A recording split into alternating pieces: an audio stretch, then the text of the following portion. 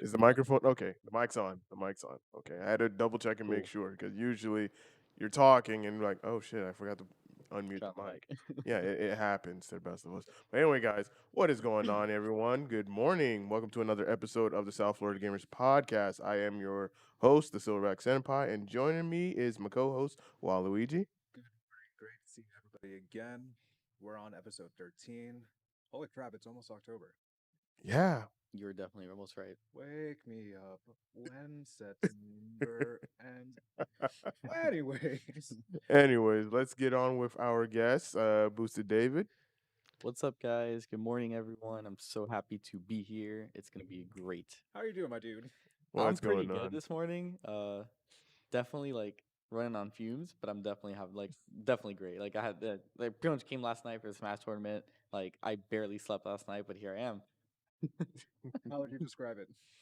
What? Like having no sleep for the Smash tournament? Smash tournament. Well, very competitive. Like we have like literally our two prodigies came. So Oh like dear. Dominator and Flash Blaziken. I consider them like our two prodigies. Like Dominator is more of like a Miami, South Florida prodigy.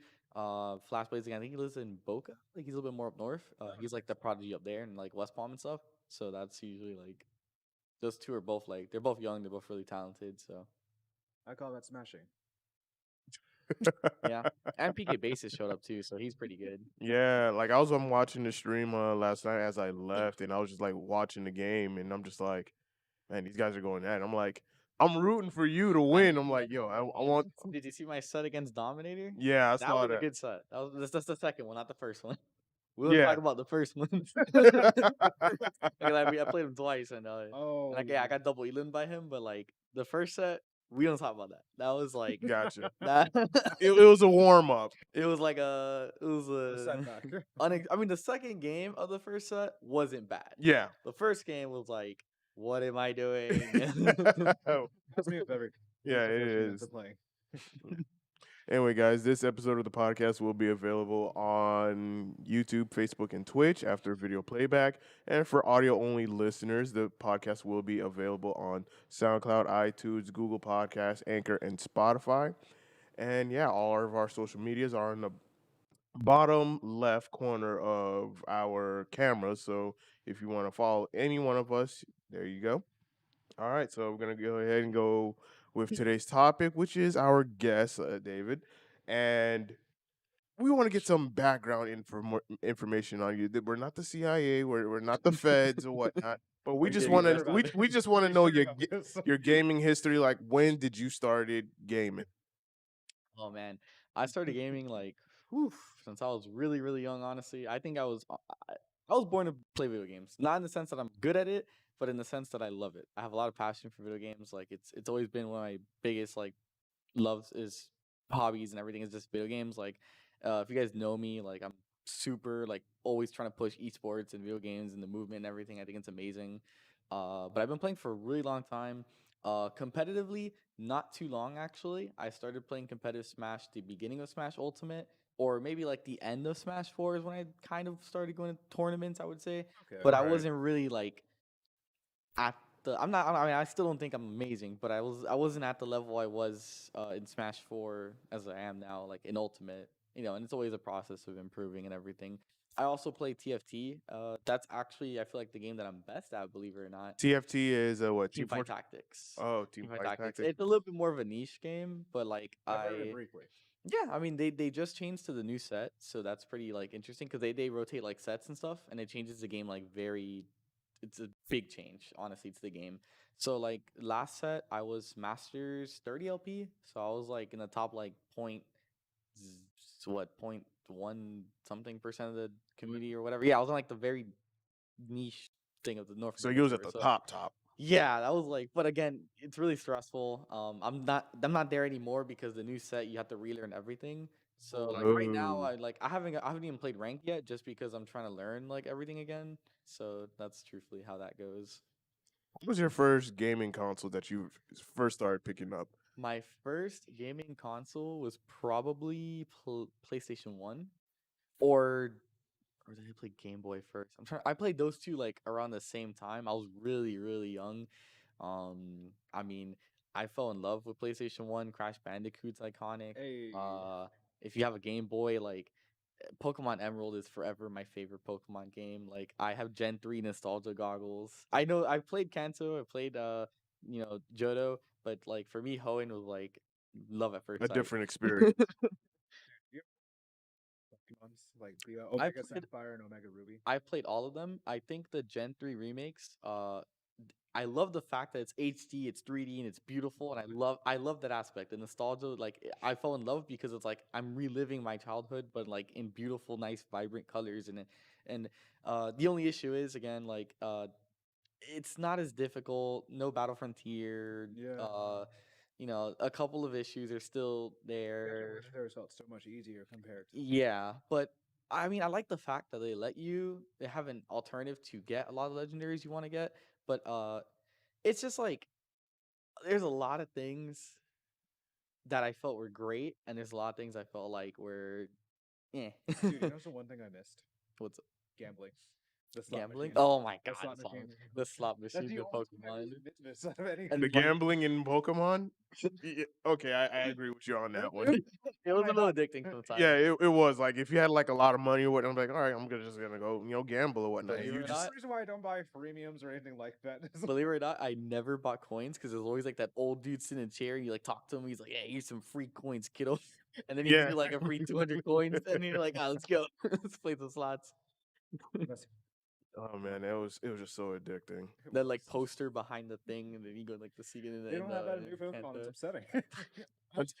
I think I feel like Nintendo probably doesn't want to associate gambling with their products anymore. I feel like I Yeah. think that might be like a valid thing. Yeah, Which I mean, I don't think us as kids really took it that way. But again, like I can see from like a PR perspective, they don't really want that like in It's the like a game. mini game from the video game. Yeah, pretty that's true. much. Yeah, but again, they don't want to be associated with like promoting gambling. Like they don't want to be like, hey, Gotcha. Angel Lopez in the chat says, "Good morning, Secret Society of Gamers." Well, hi, father. Dave knows more of it, and he's telling you waterboard him, make him talk.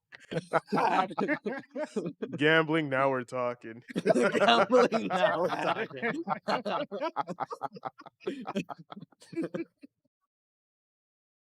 Anyways, keep going. Gambling Anonymous. Gambling. Oh my gosh.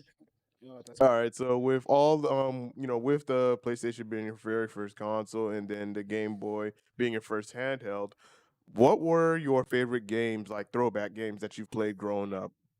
Oh man, on PlayStation 1, Crash Team Racing was Yeah. goated. I was about to ask which Crash game is your favorite. I like Crash Team Racing and I love Crash Bash. I Ooh. loved Crash have never Bash. played It was Crash so Bash. I fun. played Crash Bash. Crash Bash was definitely fun. It's really funny because I like the spin-off Crash games more than the actual Crash games. Not that the Crash games are bad. Like They're Crash of fun. the Titans. Mostly Crash Bash Hey, what's and going on, Crash Chris? CTR. I don't think I played Clash of Crash of the Titans. Crash of the I Titans. played it briefly on the Wii system. I enjoyed it. It was just a whole different plot where you just control monsters and stuff. I've played the original trilogy of Crash, and I definitely enjoyed it. It's fun to play, but I just loved Crash Bash so much. I think my favorite one was Rapid Vortex, or Mm-hmm, that was a Hey, that that's one's what's really up. good. Yeah, that was a good choice. I know I tend to make decent choices. Yeah. So pretty much it's mostly just Crash games and For PS1, it was mostly Crash because I Mhm. feel like at the time, like Sony was very new to the market. Like Right. a lot of the titles it wasn't as like diverse title pool as we have today. Like I feel like PS2 is what really created this. Like PS2 is actually my favorite console. And Same here. I feel Yeah, like I mean, that's dude, agreeable. like Yeah. if PS2 GameCube era, in my opinion, is the best era of video games. It's goated, in my opinion. I mean, the game quality was just incredible. PS2 is like almost what most of us all agree on with every guest. Because Yeah. because PS2 library was like Amazing. incredible. It I mean, was. Ratchet and Clank, Sly Cooper, God of War, Jack and Daxter. Yes. Dude, need I go on? And Chris in the chat says, "Damn, nobody said Metal Gear." I mean, Oh, Metal Gear's great. Yeah. Dude, it's that Metal Gear, Persona 3, Persona 4. Like, dude, the titles are literally everywhere. It's insane. yeah, yeah, like PS2, like completely just Oh. overtook the gaming scene. Need for Speed's peak was PS2. Yes. And Most Wanted card Yes. game. Yes, I agree. Underground 1, Underground Please 2. play I Most mean, Wanted. dude, like Like the racing games back in the PS2 days were Gran just Turismo 4, bomb. amazing. Literally, like I And then feel they like just progressively just got a little bit worse. Like Need for Speed just yeah, racing Fast and games are Furious just franchise. racing games are I've seen like I think like titles like for Forza and Gran Turismo have stayed consistently good, but yeah. again, like when you have that nostalgia for Gran Turismo 4, it's really hard to say like I like the new Gran Turismos compared to Yeah. 4. Not that they're bad, they're great, but and then Forza, like for me, Forza 3 and 4 were just like whoa, and then now I'm like it's still great. Horizons are like Forza Horizons fun, but it's just so hard to like say that they're better. But we shouldn't compare them; they're It doesn't different have titles that again. touch or that feeling. Yeah, I mean, there is one racing game on the PS4 era that is controversial or not super popular, but I definitely enjoyed it. It's actually The Crew. I don't know if you guys heard about it. I've heard about it, yeah. I actually enjoyed it. I thought it was a pretty nice take. I thought like I liked the way it felt. I like the cars. I mean, it definitely had some mechanics. I'm like, nah, but I think it's like a solid game. I think people like bash on it a little too much. I think it's worth trying if you like racing games. Truthfully. Mm-hmm. Not true. Racing isn't my niche. The only thing I could say is like Mario Kart. Mario Kart's fun. Yeah, CTR is fun. Mario Kart's fun. always I fun. mean, Mario Kart is like plug in, play with your friends. Like you can never go wrong with Mario Kart. Yeah, you can't. I just wish that like with racing games, like back then, it's just like, and compared to now, it's just like what happened. Like it progressively just got worse over time. Like Gran Turismo and Forza, they're in the league of their own. They're Yeah. more of Those are like simulation. racing Yeah, simulators, but realistic your simulators. arcade-ish racers is just like what Where have they happened? gone? Yeah, Yeah. like where's that fire that I'm supposed to feel when it comes to when I play Need for Speed? Like I usually played all the Need for Speeds, Mm-hmm. but it's just like I would say after the PS3 era, after Hot Pursuit, Undercover was great. Hot Ooh, Pursuit. that's true. Yeah. like after that, it was just like, yeah, I'm just not I feeling just it I ideal think car customization too. I think Need for Speed went through a dip in quality. I'm gonna give them the benefit of the doubt. Unpopular opinion. Need for Speed, the one before Heat, I forgot what it was called again. I forgot to. Carbon. Not Carbon. The one before Heat, the most recent, the second most recent one, which was Payback. Mhm. Payback. At first, the story was intriguing. I feel like it had something there, but Right. it kind of just and tossed it. And I felt like it could have been so much. It had potential, and I liked the direction, but I feel like it was bad execution. With Need for Speed Heat, I like the setting. I love the fact that it's Miami. I love the style of it. I think the soundtrack's great. I think it's actually decent. I'll give it credit. It's better than like some of the ones before that. I think it's a step up. I think it's still not the level of quality that we want. I Right. think it's still like it still falls short, unfortunately. But I think I want to say they're on the right track to an extent, but it's not the same from the PS2 era. You know, of Yeah, course. Yeah, I try to give them the benefit of the doubt because they've improved since like the Need for Speed, the Run, and like all those like random games that they've been like, yeah. pumping out. Yeah. I'm just like, If it had Most Wanted as a remaster, I actually get it. No, if they had Need for Speed Underground 2 as a remaster, Okay, I take that. yeah, yeah. I'll take back everything I just said. I actually think Most Wanted's my favorite, the original, but Underground was just like, I mean, dude. A whole different. Yeah. Doo-doo-doo-doo-doo-doo-doo-doo. Yeah, Like, it just hits different, man. It it hits was different. like the customization in Underground was so damn cool. Yes. Like it was like I mean the soundtrack was cool. Like it was like the style of racing was just so cool. And then Underground 2, like the fact that you could free roam was sick. Like Oh yeah. it's just like damn.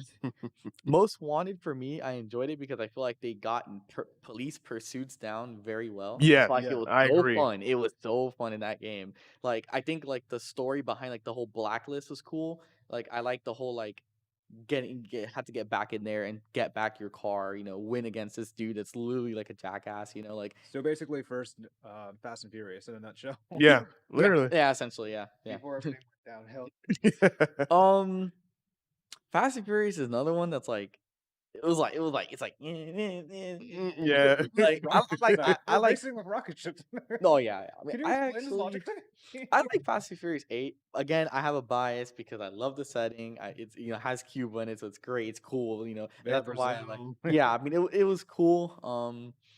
But again, it's not like the OGs that just felt so like man, like this Yeah. felt like this is cool as hell, like street racing and stuff. It's not as much street racing now. It's more like action plot movie like that. Like Yeah. where, it's not like like the Need for Speed Underground type of style Right. movie type thing. Would racing be one of your favorite genres for gaming?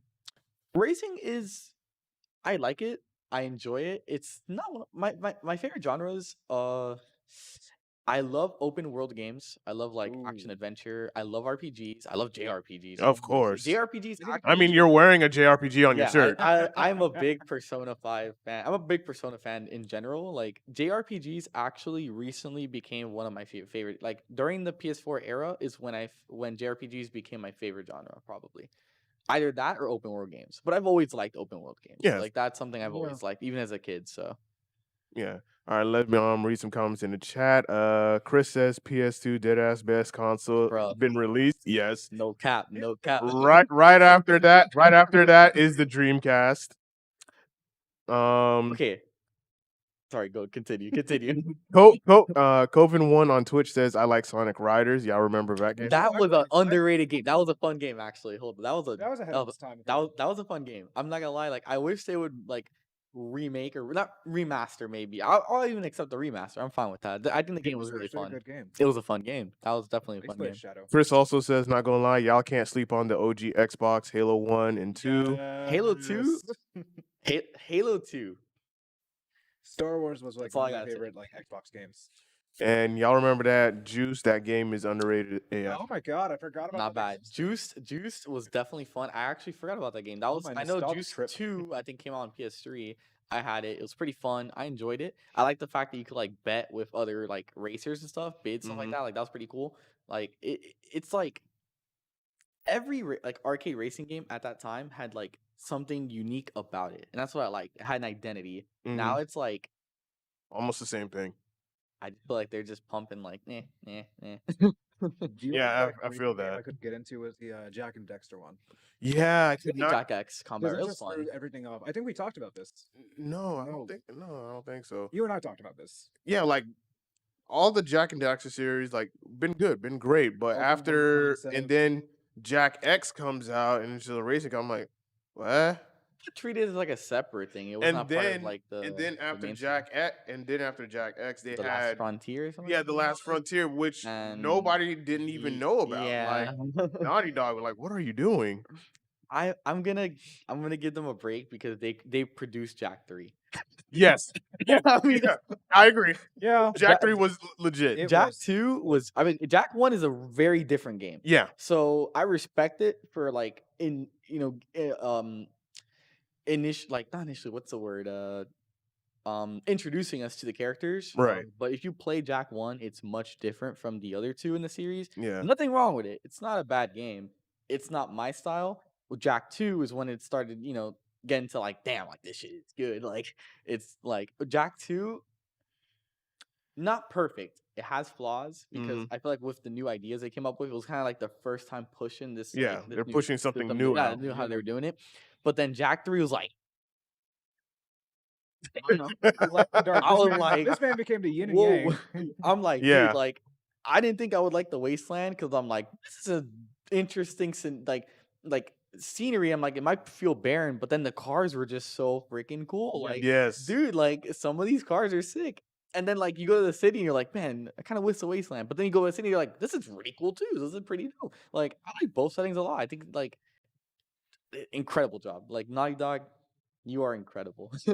We missed Yeah, it. they get a pass for Jack X in the Last Frontier because of Jack. Jack 3. I like Jack X. I like Jack X. I think it was fun. I know. Like it's. I it's never got not, a chance to play it when I was younger. I've seen gameplay and it weirded me out. It's not a traditional Jack game. It's a spin-off, but it's Yeah. it's fun. I mean, I enjoyed it. I think it's good for what it was. So there was a movie I remembered called Death Race, and I was looking to see if they have video games. I'm Mm. surprised they had some. Really? That reminds me of Mad Max. Yeah, I think it's a PS4 exclusive.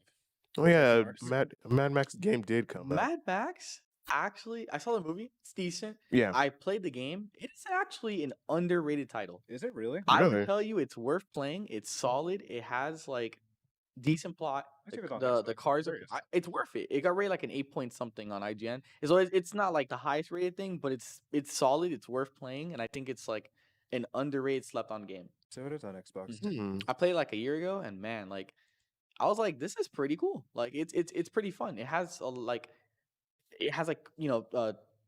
um fighting like fist to fist combat. Oh, It okay. has like car battling and stuff like that. Like the setting is very cool. I think like it's it's a really interesting game. It's Yeah, pretty Chris. fun. Chris in the chat says that the game came out right time as Metal Gear Solid 5, and yeah, like I heard about the game, I just never picked it up because during that time I was playing Game Metal Report. Gear Solid 5. Man, Metal Gear Solid, like when I first got the PS3 and it came with Metal Gear Solid 4, I was like, had never played a Metal Gear Solid game at this time yet. And I was like, I don't know what to expect from this game. I didn't really know much about it. Like Konami at the time, I only really knew them for like a couple of different things, but like so I'm like, okay, like let me play it. I got the game for free, it came with the console, and I started playing it. I'm like, this is a stealthy game. Like I had to actually like think. And I'm like, Yeah, wait, you can't go in guns blazing. because I'm a Call of Duty player, so I'm out here like trying to fight a whole World War III, and then I'm just like, dude, I'm getting killed by everything out here. Like, what's going on here? And then I was like, it definitely like it was a good game. Like I enjoyed it for I'd what it never was. beaten it.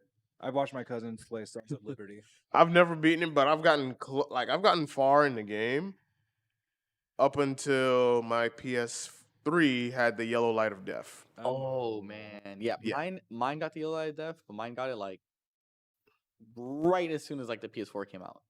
So got at the least I was rotary. able to milk, I mean, I had two PS3s because when my parents bought a TV, like it came with the TV that they bought at BrandSmart or something. And then, like, because I have a brother, so like we always fight over the console. So my parents are like, oh, that's perfect. Now you guys can each have your own console and you don't have to fight with each other. And I was like, cool. Buy it the So brand smart way. we're not sponsored by brand. No, we are not.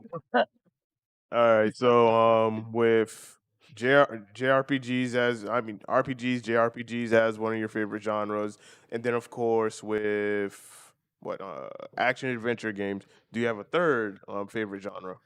Ooh, a third favorite genre. Well, I didn't specify. When I said RPGs, I like a lot of different RPGs, Right, but I specifically love turn-based RPGs.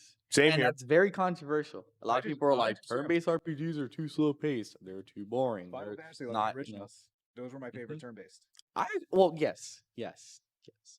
I think the remake did a great job of like giving you like a little bit of both, a little bit of that action you want, a little bit of like that somewhat turn-based feel with some of like the menus and stuff like that. So I think they did a really good job balancing. I think that they actually did a great job with that game, in my opinion.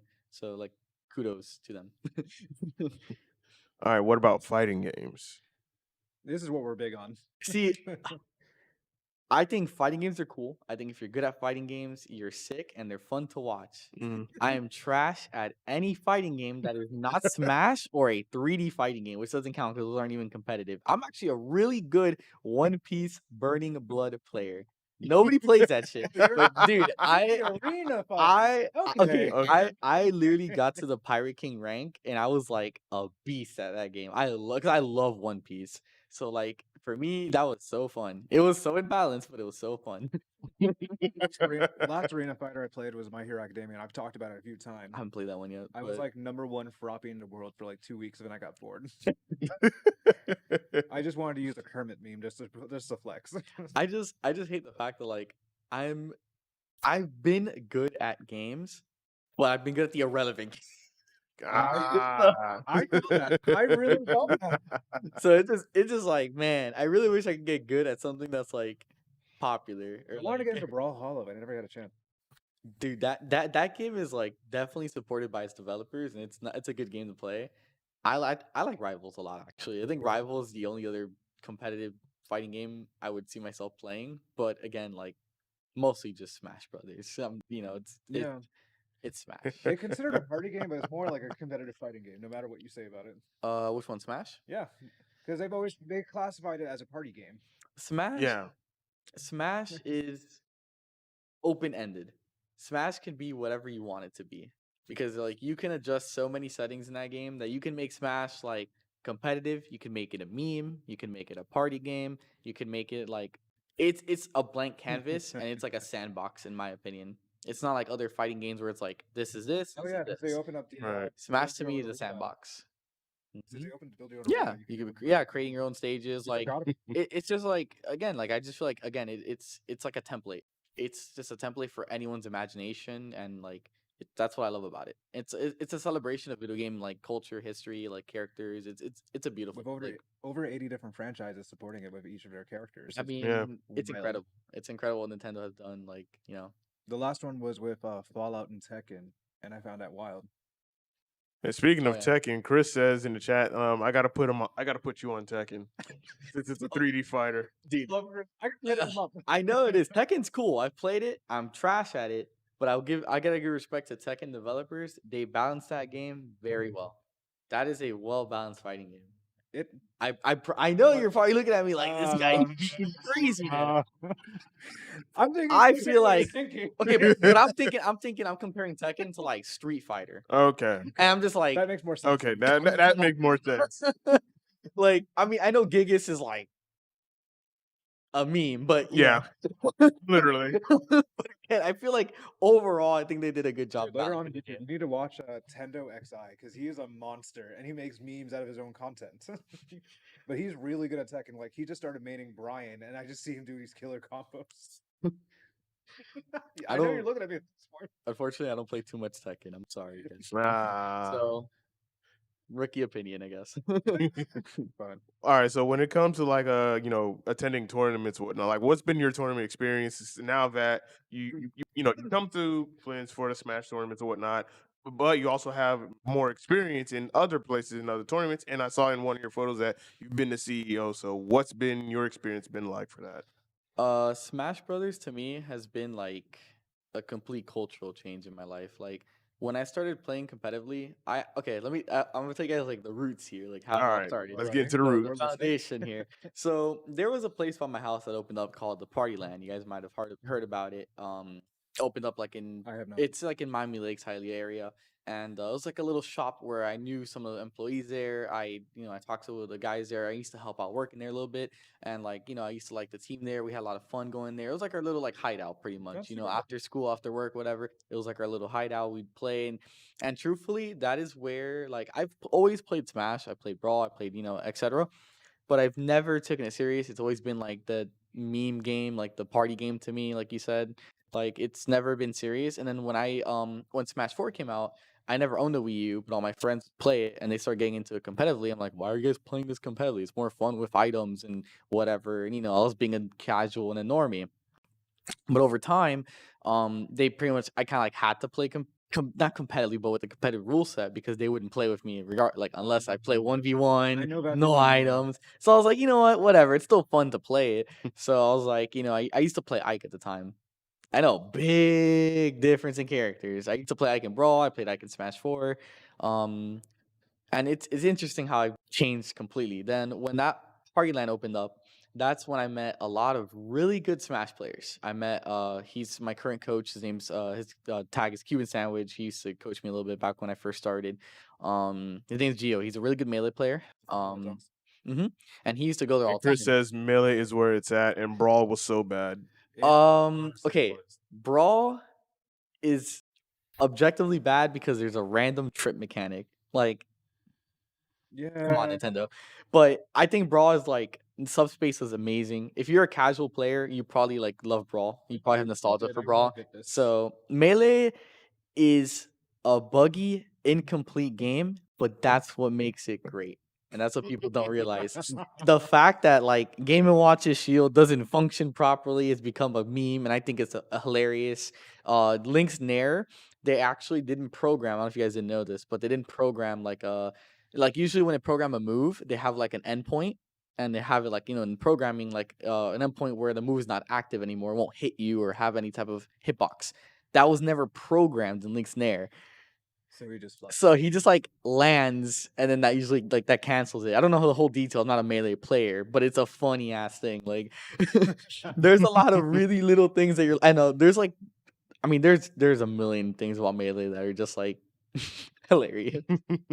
But I mean, the game it pushed so many boundaries. Like the fact that like things like wave like dashing and stuff like that, I feel like wasn't really supposed to be there, like wave shining and stuff. That's not stuff that I feel like the developers really Wave thought dancing, were all gonna this be in the stuff. game.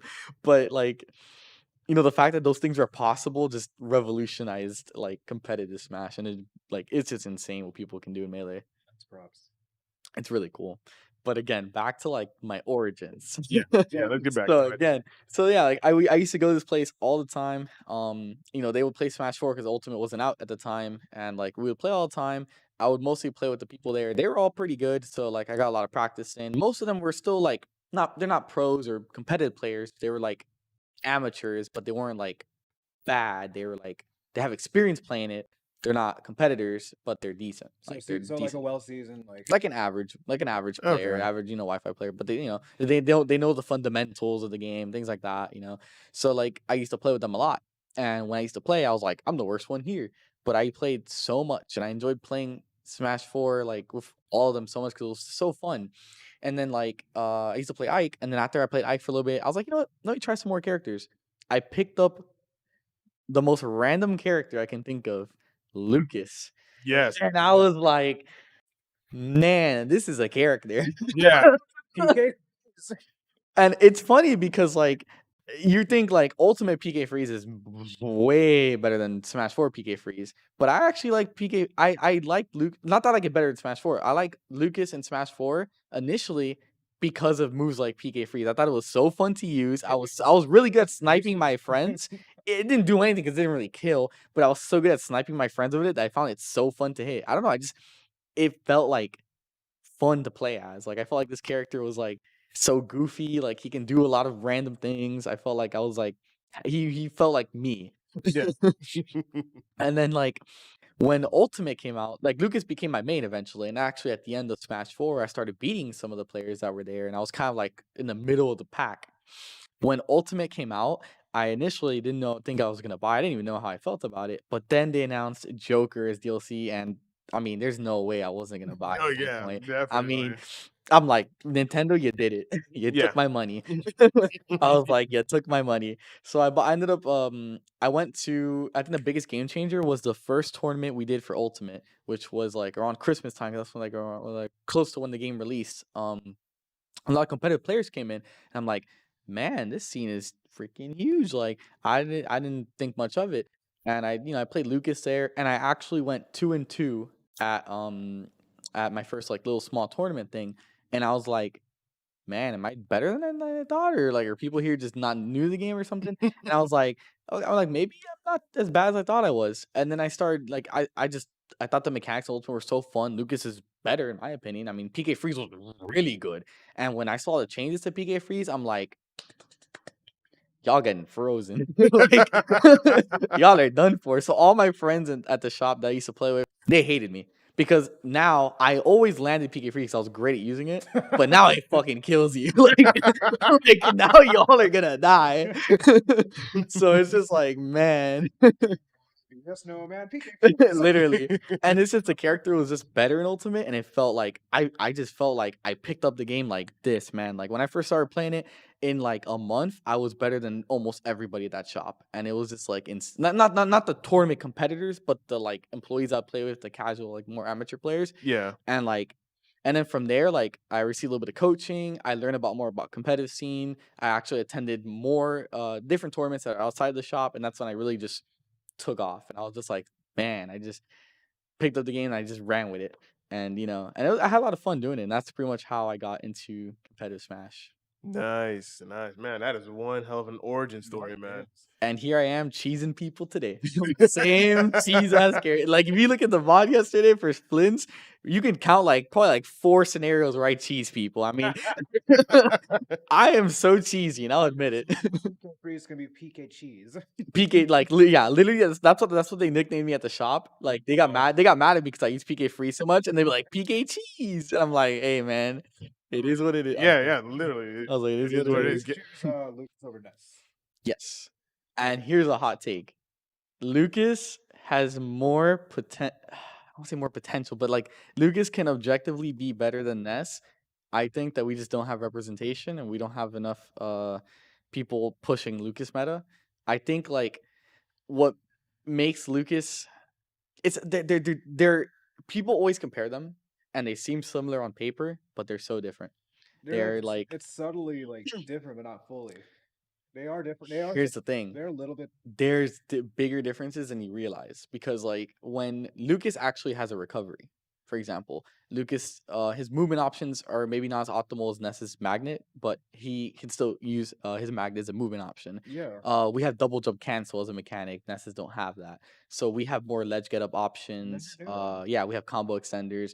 Another thing people know about is when we use PK Thunder to recover, if we hit somebody while we're in the animation of PK Thunder, like the recovery, it doesn't have the distance of the recovery like Ness does. So, and Lucas' recovery goes farther than Ness. His PK Thunder is a little bit slower. It doesn't knock you up, but it can gimp you. It can push you back. You've probably seen me do it a Yeah, bunch I've of seen you times. do it, like, That's the tons. tease part of Yeah. Lucas. So people are scared of PK Freeze and they're scared of this and that, but PK Thunder is the ultimate edge guarding tool. I agree. It is better than I PK can actually Freeze. agree with It invalidates like a third of the cast. If you have a bad recovery, if you're playing Ganon, I'm sorry, buddy, you're getting cheesed. Accept your fate. Yeah, Don't literally. be Ganon against you. That's gonna be my. Don't be Ganon. Yeah, don't be Ganon. Like PK basis, when I play his Cloud, he beats me in neutral because big sword go big sword. Yeah. But when I get him off stage, like the amount of times I've cheesed him, and he's just there like, dude, stop. He's better than me. I'll admit it. But I've cheesed games from him, and it's actually hilarious. That does not funny. So it's tilting, I would say, for people like that play characters with bad recoveries. Have you dealt with any rage quitters? Oh man, I've had a guy spike his controller. I've had a guy like rip his controller out, and his cable like swung and hit the person next to him. Oh And my god. I mean, he was okay. Like I felt so bad for the guy. Yeah, I mean, he apologized after. I talked to him, I was like, "Hey, man, just please apologize to the poor dude." Like, because I spoke to the guy that got hit, and I was like, "Yo, you okay, bro?" Like, I wasn't trying to like get you hit, man. Like, I was just playing the game because it was a really close set. And the dude that I had actually beaten, I didn't know who he was at the time. He was like 9th on the PR in a region a little bit more up north. So he was a pretty decent player. Like I mean I cheesed him. I cheesed him out, to tell you the truth. That's what I do. But so he got frustrated because he probably didn't know who the hell I was. So he's like, "Oh, I lost to a random." I can imagine the frustration. I know how that feels. I know how that feels. So like, you don't want to lose to somebody. You're like, "Who the heck is this guy?"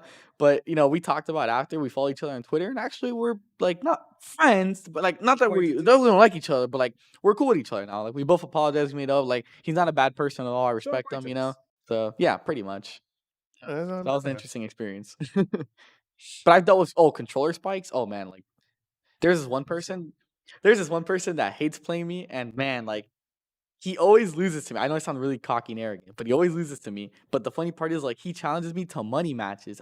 I tell him like, dude, do you really want to do this? Sure about that. You're gonna get cheesed, you're gonna get mad, you're gonna spike your controller. He's like, "Oh, I got this, man. I'm gonna beat you this time." He like picks up a different character every week to try beating me, and it's really, really funny. And I'm just like, dude, like keep your money, man. Just try to stick to a character. Just get good. Bet casually. I mean, I'm just like, look, I'm gonna take it because like, hey, walking ATM over here, like, hey, like cashing out. But again, I'm not here to take people's money. I'm here to play, for fun. If I make money out of it, great, kudos. But that's not what I'm here for. Oh, Oh man. One hell of a story, man. That was a Smash, funny Smash. I mean, yeah, Smash is Smash, man. Like, All right, let me read the chat. I've even gone to a major tournament now, which is crazy to me. I never would have expected myself to do that type of thing. I want to go to tournament. Chris says Fox Shine comes out one frame though. Chris also says Lucas main gang. Lucas gang, hey, see, we Lucas mains need to stick together, okay? Because people hate us, but we respect each other. When we make plays as Lucas, other people just call it cheese. They don't want to respect it. But when a Lucas main makes a play, we know what they're doing, and we are like, damn, dude, like that was sick. Like there's a lot of little nuances that we do that people don't pick up on or don't know what we're doing, and then other Lucas mains are like, yeah.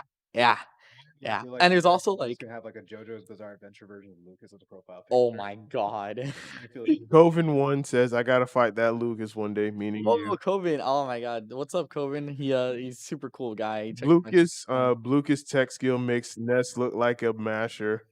Blucas I think is not bad player, but people are gonna think he's insanely good. He's not the best Lucas, guys. I'm sorry to break it to you. His tech skill is insane. He's really cool. He's super flashy. He does a lot of like flashy plays. If I had his tech skill, God knows how good I'd be. But like offline, if we're looking like best Lucases, I mean, we have one in South Florida. Choco Taco is incredible. Like, dude's pretty much solo It's a good pushing the meta. recommendation. There's also Choco Taco. He's a really good Lucas player. There's one in Japan called A Mitsuki. He's really good, but he doesn't travel, so we really don't get to see him. Mhm. There's Mekos. I think Mekos is good, a little bit overrated actually, but he's better than me, of course. But I think he's good. I think Remy is actually the one with the best results right now, and he plays the most similar to me. So I find him really cool to watch. Nice. Yeah, they're Mhm. very like Lucas mains are not very known, so it's like very niche again. So unfortunately. Man, that is your origin story when it comes to just gaming, and then of course with Smash, it's just Yeah. It's man, it's like you've been on one it's hell of a journey. Fun. it's fun. Like I've had a great time playing Smash. Like I've met so many people. It's insane. Like now it's like I know like probably like 200 people that in just in South Florida that play Smash. Like when I go to Versus or a tournament, I'm like clapping up like half the people in the venue. I'm like, yo, what's up? Blank blank whatever tag name, you know. I mean, I've seen some funny ass tags. I've seen like it's been incredible. The amount of Wawa trips after a tournament. That's if you're a Smash player, that's a ritual. You guys know how that is. Like you gotta go to Wawa after a tournament. I mean, if you go there after a tournament, you'll see like 10 other competitors there ordering the same shit. Like that is like the Smash thing. Paid someone $5 to do a video just saying, "Can I have a PK freeze?" I will do that for you. I promise. Follow me on Twitch, like sub Check to in on me. this. Chris says Atlas needs to give us a new Persona fighting game. Have y'all played the Um, Persona fighting game? Guys, I've yes, played it. Persona 4 Arena is actually a Yeah, fun game. yeah, Uh, Persona fighting games. I mean, they're milking Persona 5 to the end of the earth. yeah. And I love it because I'm a sucker for Persona 5.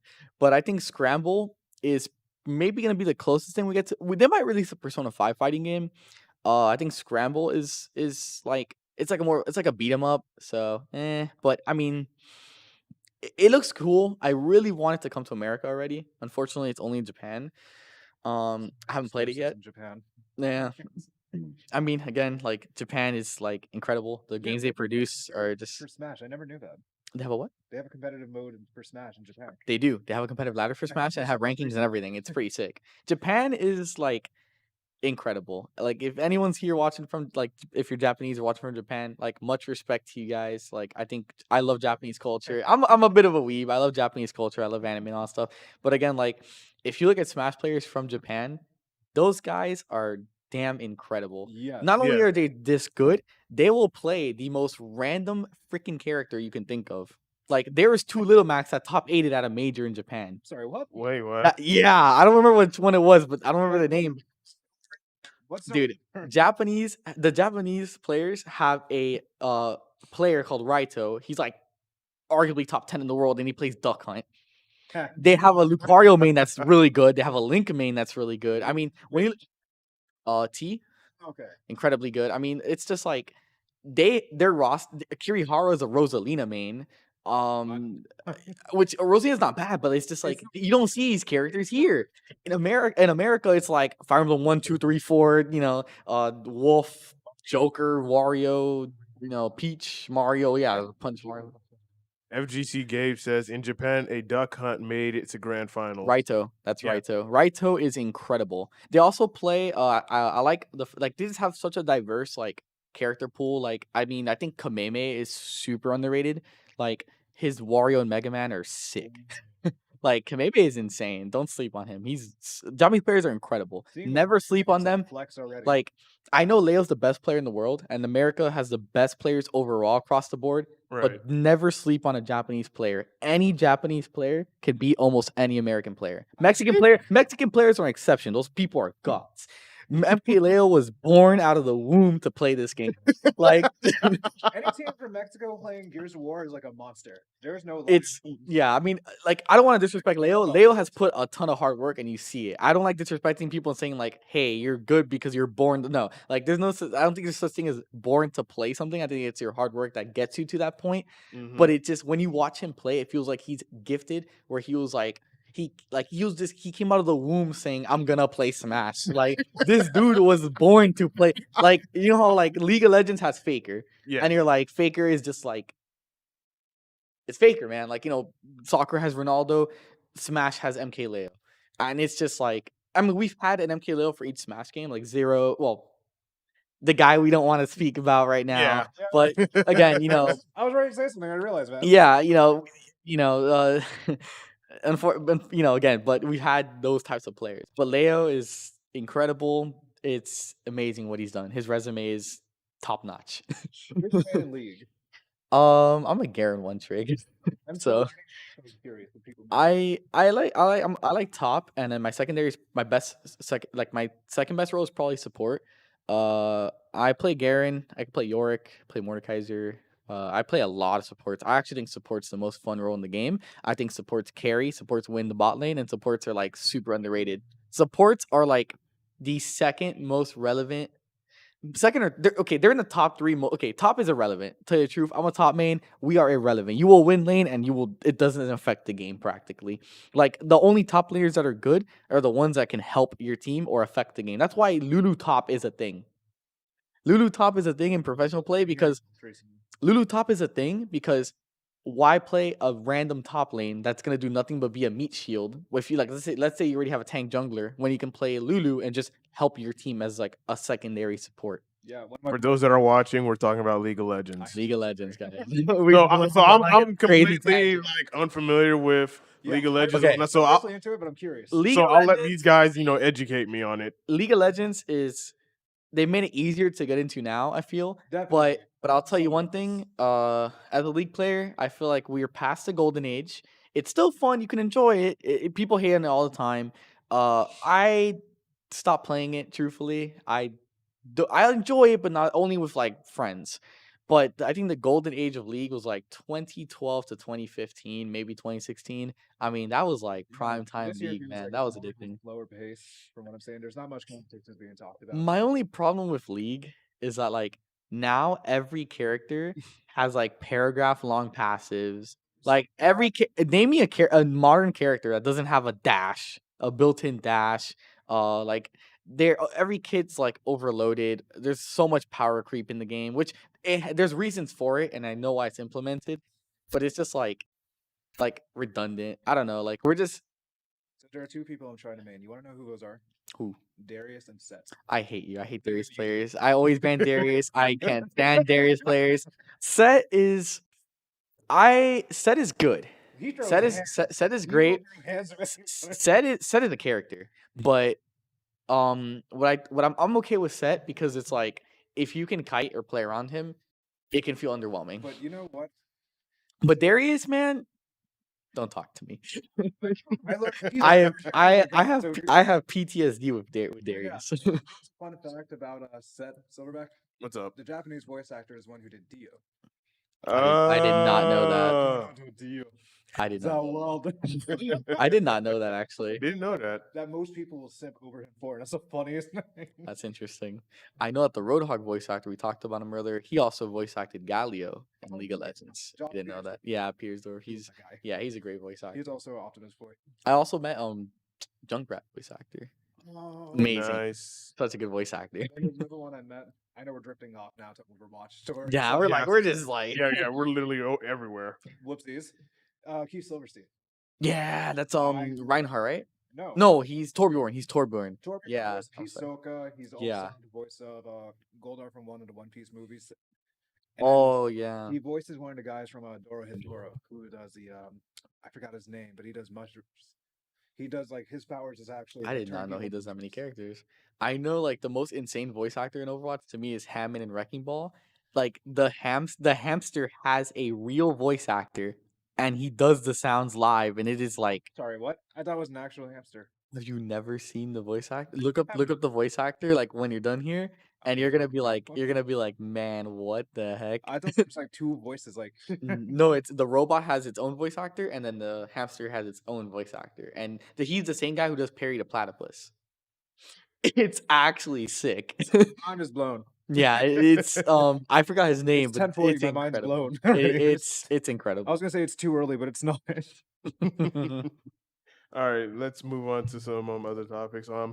PS5 and Xbox Series X pre-order disasters. Oh, you had experience with this one. You want to Yeah. say first? Oh man, this is a fun one. Well, I can get started with mine because if you don't follow me on Instagram, I made a story about my experience trying to pre-order the PlayStation 5, and it's been a shit show. I'm just gonna it's been a complete shit show because not too long ago, GameStop put out, news that hey, we're gonna have more pre-orders of the PlayStation 5 coming up. I'm not getting the Xbox, so that's why I'm not talking about the Xbox. But I'm just tell y'all about my PS5 pre-ordering experience, right?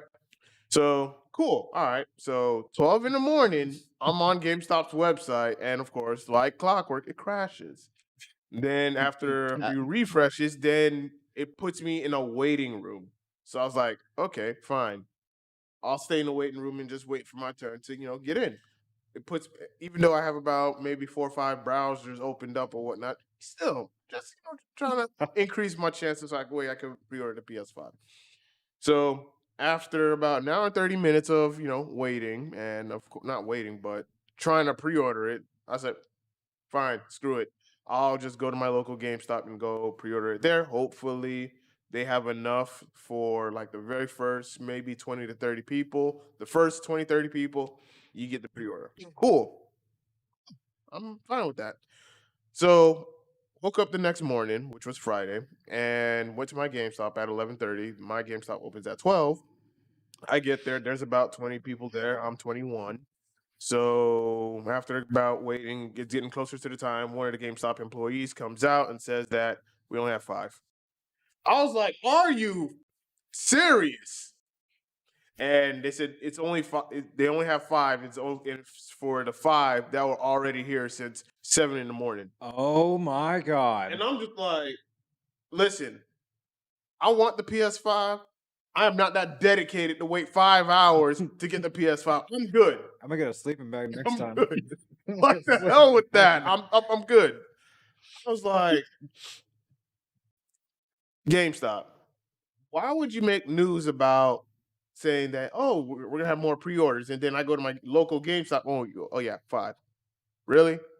And the GameStop employee, and I'm not trying to bag on her because she was being nice Yeah, about again, it. the I'm not trying to employees. get on Yeah, her, but she was telling everyone that if you want to pre-order, you can also go online. And I'm just like, Don't tell me. Go online. I'm like, I mean, I feel so bad for the employees. Like, she's just trying to help you, but then the system, like her website is just like a mess. So she's just there, like trying to help the yeah, poor customer. And then, It's I'm just just like like, haters. That's like, not I wasn't rude to her. I wasn't rude. I didn't throw a fit. I was like, all right, fine, whatever. Like, That's the you telling us go situation. online. Like just trying to follow the company policies, and the chef just like not able to Yeah. cook a certain amount. And then she also told us that if we want to know if they're gonna have more in stock, call Thursday to check to see if they'll have any on Friday. I'm like, listen, Friday. Wednesday. I'm like, Friday was my day off. I ain't gonna have another Friday off again for a good while, a good couple of weeks. So if anything, this is what I said in my story that GameStop needs to have at least 50 pre-orders. The first 50 that comes into the GameStop store as soon as they open, the first 50 pre-orders, that's it. And be like, check again in the next 2 to 3 weeks. Cool. That'd have been cool because with let's see, with the whole COVID situation, and then of course with the the PS5 online launches. and also the online as well, you would think that local game shops will have like at least a good number of pre-orders. Not to say that okay, let's have 100 pre-orders for every GameStop store. That's a bit stretching it, Yeah. but at least 30 to 50 would be reasonable. Like the first 30 to 50 that I pre-order, agree. get in. Mm-hmm. And I'm Dude, just something like, similar happened to me like 2 weeks ago. I literally show up. There's nobody in that line. There's maybe like 3 people. It's 12 o'clock on a Friday. It's like, oh, we already did the PS5 orders. I'm like, what? There's like a GameStop right across the street, and I went there like maybe 15 minutes before it opens. There was only 3 people waiting in line. I'm just here chilling out. I'm like, hey, what is it? They're like, yeah, check our GameStop newsletter, or make sure you give us a call. And I called like 5 different GameStops, and they just hung up on me right off the bat. I didn't even get a chance for an associate. I was put on hold for at least a good hour at Best Buy just to ask them, "Yeah, I got PS5 pre-orders," and they're like, "No." They're like, "Okay." The amount of salt that came out of me was like Dead Sea. I'm just like, I just want to get this thing over with. But Gabe, I agree with you. Pre-ordering a new system is a pain. Like they could have, like PlayStation, and I don't know how it is for Xbox, but they could have went a lot better with the I whole think Xbox pre-ordering is mess. similar, but people can pre-order online. I know like maybe 1 or 2 people that pre-order the Xbox Series X. Like I was gonna be real desperate and go ahead and get me a Sam's Club membership just so I could just get the PS5. Like I was that desperate. Like, am I really gonna spend a good amount of money to get a Sam's Club membership temporarily, For the just like PS. pre-order the PS5?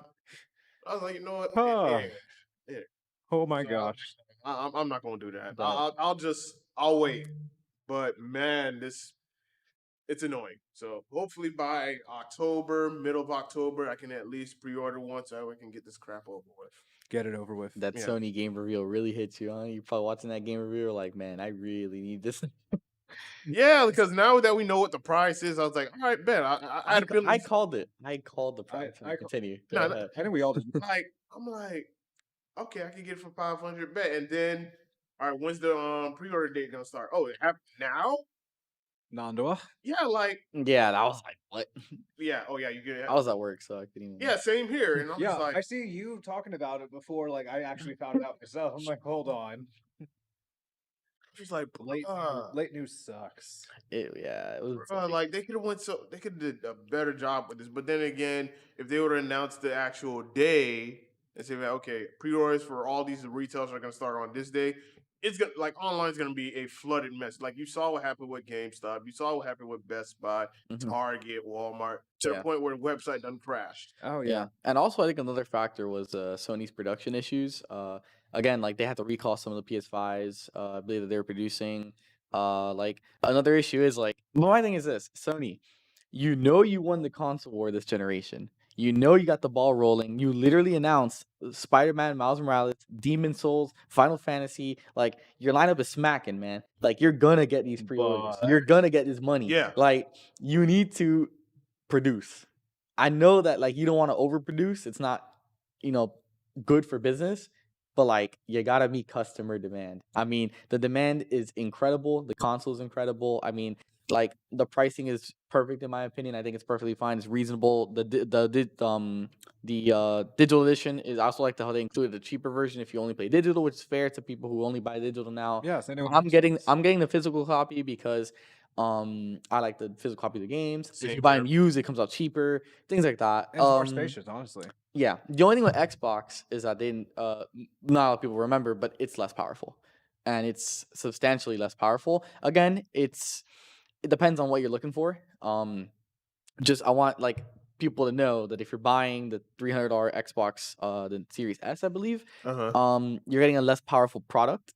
I'm looking at it right now. Yeah, it's if you look at the CPU, not the CPU, the GPU's teraflops, I believe it's actually less than the current Xbox One X. Not that it's less powerful. People might mistake that for being less powerful. It's still more modern parts. It has the SSD. It's gonna be better than the Xbox Series X, but it's still there's a big gap between that and the new Series X. So choose wisely is what I would say. And with Xbox, like, have y'all heard that a lot of people ended up pre-ordering or buying the Xbox One X instead of the Series X? I heard about that. Yeah, I'm just like, this is like just with the Yeah, I whole remember Nintendo Wii and Wii U situation all over Yeah. again. I mean, I can see like if you're an older person buying a console for your kid, your Mhm. kid might not even tell you directly like the full thing. They might say like Series X, and as an older person, you're like, oh, whatever. But then you go to the store and you see Series X, Xbox One X, and you're like, Let's see. 90? And they're gonna look at the price. And then they're gonna probably be like, oh, 1X is cheaper. And then they buy the 1X, and then the kid's like, I already have a 1X. and then, like, So what are and then those the up right parents now? is there like, oh man. I came back to digital trends and I'm checking out the CPU. It's They're 3.8 gigahertz and the PS5 with 3.5. it's the same CPU. Xbox pretty is much. overclocked higher. Yes. Keep that in mind. So people okay, Xbox Series X is slightly more powerful than PS5. That's true. But again, It's just it's just slightly. it's slightly it's because it's overclocked, to tell you the truth. Now again, you gotta think about it this way.